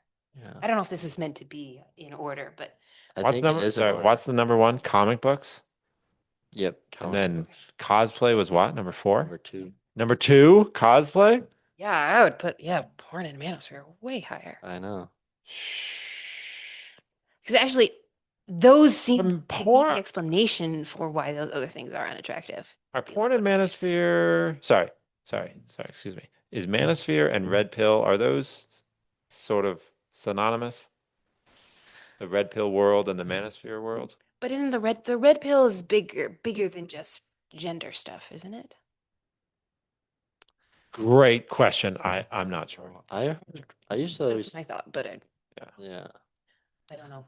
I used to just thought red pill was like you're thinking clearly about something. It was like the Matrix thing. Red pill is you see reality, blue pill you don't. Hmm. But it seemed to be construed now. It's like red pill is you deny everything good. Hmm. And I was like, oh, that doesn't sound good. Really? Okay. They're kind of Just very, kind of changed what it means then. yeah, I So think it's, yeah, I feel like right, I've heard it in the context of politics and like right conservative, but like maybe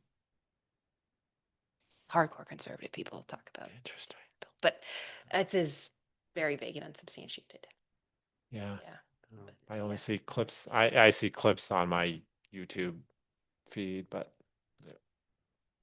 I think Pill says black this. black pill for sure is like nothing is good ever and can never be good. Oh. It's like complete denial of anything good. Hmm. So I don't know. I thought that was interesting though, but it makes a lot of sense though, like reading, expanding ideas, Yeah. Yep. Being cooking, open. and art. It seemed like all the art type things were, Yeah, right. Art and like life skills. yeah, Like, I mean, right, because cooking is a very, very useful life skill. yeah. Huh? hmm Yeah. But comic books. So I guess, right, things that could become maybe frequently are kind of like life consuming obsessions that Yeah. potentially at least right like detract you from an encounter with the real world. Right, like Yeah. porn right has that hmm power, obviously, but comic books is funny. Like that feels like kind of dated. I know. I'm like, I don't know anyone that reads comic books. Like my 9-year-old reads graphic novels, not like Right. comic books. But I don't know. I was wondering, I was like, I mean, I think a lot of us, like, I guess that was in our time growing up. Marvel was exciting because it was fun movies. I wouldn't really say that watching Marvel movies would be weird. I mean, Marvel, like the movies, that feels pretty mainstream. Right. I've seen them. Okay. That makes That makes them mainstream. them mainstream. Give it the old Tiffany test. Right under. Has Tiffany seen it? No. Oh, then It's to it's do with yeah. superheroes, and it was once based on a comic, and I have seen it. Then Then- it's got to be mainstream for me. right. To get that. Yeah, exactly. Then it's entered Know the what that means zeitgeist. and- Yeah. yeah, because otherwise, no, there's It's no. past. I'm not gonna know it. past the Schubert gate. Yeah. Absolutely. It's gotten out into the general knowledge of the population. Yeah, that's right. Huh. Yeah. But yeah, I guess like yeah, that's what I would suspect, right? It has to do with things that are just like all consuming and then prevent you or can prevent you or stereotypically prevent you from actually being a grown up. Yeah, it seems like it limits your potential. Yeah. Like hmm you could Your be so much engagement with the more. real. Yeah. Yeah. Maybe it's they're not men aren't interacting with the sublime enough. Maybe that's what they find unattractive. Right. Music, woodworking, cooking, all of these are interactions with the real world. Yeah, I mean, it's interesting. Comic books and cosplay. So basically, the top two are fantasy. Like yeah, fantasy. Yeah, and a couple of the other things on there were also fantasy. Yeah. Yeah. And if that fantasy is I am all powerful, I'm omnicompetent, and also has, right, like certain fantasies about how women act or what they should be like too. I mean, like that's a huge turnoff. Mm-hmm. Obviously, right, porn is that way. Like sort of, it is a fantasy, and it's a fantasy about how men are, but it is also very much a fantasy about how women are. This is women are this way. Most real women, well, most no real women, right, are actually like the women in porn. So, I could see that also, right, being the case in some types of cosplay, right, or in some video games or some kind of comic books as well. Mm-hmm. So, like, yeah, Freddie, you're a guy who likes those kinds of video games or those kinds of comic books. I think, nope, Right. absolutely not. Mm. Like, I don't want to be with somebody, yeah, who's not a grown up, Right.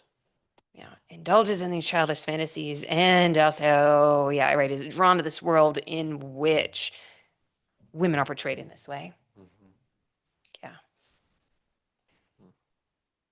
Because on the other hand, right, I could see someone who's into video games or into comic books or whatever being like a very competent adult, right?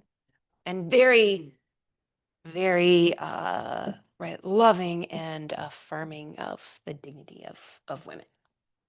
It doesn't have to be that way. It's just, right, I wonder if it's just tends to, or we put those things together. Yeah. It's like, yeah, like they get stuck in that fantasy Mm-hmm. instead of using the fantasy to understand the real world more. Yeah, right. Yeah. Mm-hmm. Because, like Joe Rogan, as example again, he plays video games, and he actually recommended people play video games based on the study where they found that brain surgeons perform 36% better on brain surgeries when they play video games regularly Is that Hmm. because of the correlation or causation? the Reaction times? reaction time between mind and hand. Okay, so it is causation. Yeah. Or, So, hmm. but I think that's kind of like one of his geeking things is because he has these little set things. There's like someone did this brilliant analogy of what Joe Rogan is, and he's a guy that likes to sit down, but also fight a lot of people, talk about aliens, all the cool things in physics, be political, understand a lot of things, and just have a great time doing it. I was like, that's pretty much Joe Rogan. So his life is. Yeah, but like at the same time, he's a very likable guy. Mm-hmm. Yeah, right. So where it's not that inherently or like inevitably enjoying video games or liking to read a comic book means you are unattractive or undesirable or unworthy of being a partner. Right. Like, yeah. So that again, that's why I suspect there's some kind of connection or association here. Something else is going on. Yeah, yeah. Because I think if you found someone who was putting the time and energy into music, that someone else might be putting time and energy into cosplay, right? Even if that time and energy was leading away from a interpersonal relationship, it'd be easier to condemn the person who's putting it into cosplay, Yeah, that's right? probably Oh, fair. he's such a dedicated musician. Mm-hmm. Yeah, that's Right. probably I'll fair. stick with him where it's like, oh, he's really into his cosplay stuff. Everyone would be like, you got to dump him. Right. Yes. Mm. Yeah. Mm-hmm. Yeah. Would probably be, yeah, because we have associations with cosplay. Yep. Like that's, yeah, those are like social weirdos. Mm-hmm. Again, yeah, are like emotionally stunted, Mhm. financially stunted people. Right. Can't actually enter into the adult world. But yeah, it's really really fair point that music, right, could actually do that, or like any kind of interest, right, or passion or hobby, like could possibly sort of trap you right in this world of fantasy, or or like kind of turn you so inward, right, that you are actually not a really good partner. Mm. Right. Yeah. Good. Yeah. Yeah. And I think men are probably more likely to do that, to become so fixated on one specific thing. I think our brains tend to drift in that direction more readily.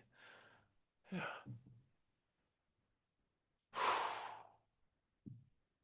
Yeah, there's Yeah. yeah, I think, yeah, so right, social conditioning at least does make it that more the case. Mm-hmm. Mhm. Yeah. Tiffany, we are out of time. Again, we could really too bad because, there's so much more to talk about, and half the things that we start talking about, we don't get the chance to get to the bottom of it. But that just means we'll have to have you back on to talk again. So thank you for your time. Yeah, you're welcome. Thanks for having me. Perfect. All right. See you in Rome. Absolutely. Here's to discuss it. Part is Yeah, exactly. Yeah. You left no you left your heart in Rome. We need to go back and get it. So looking forward to it. Perfect. Thanks, guys.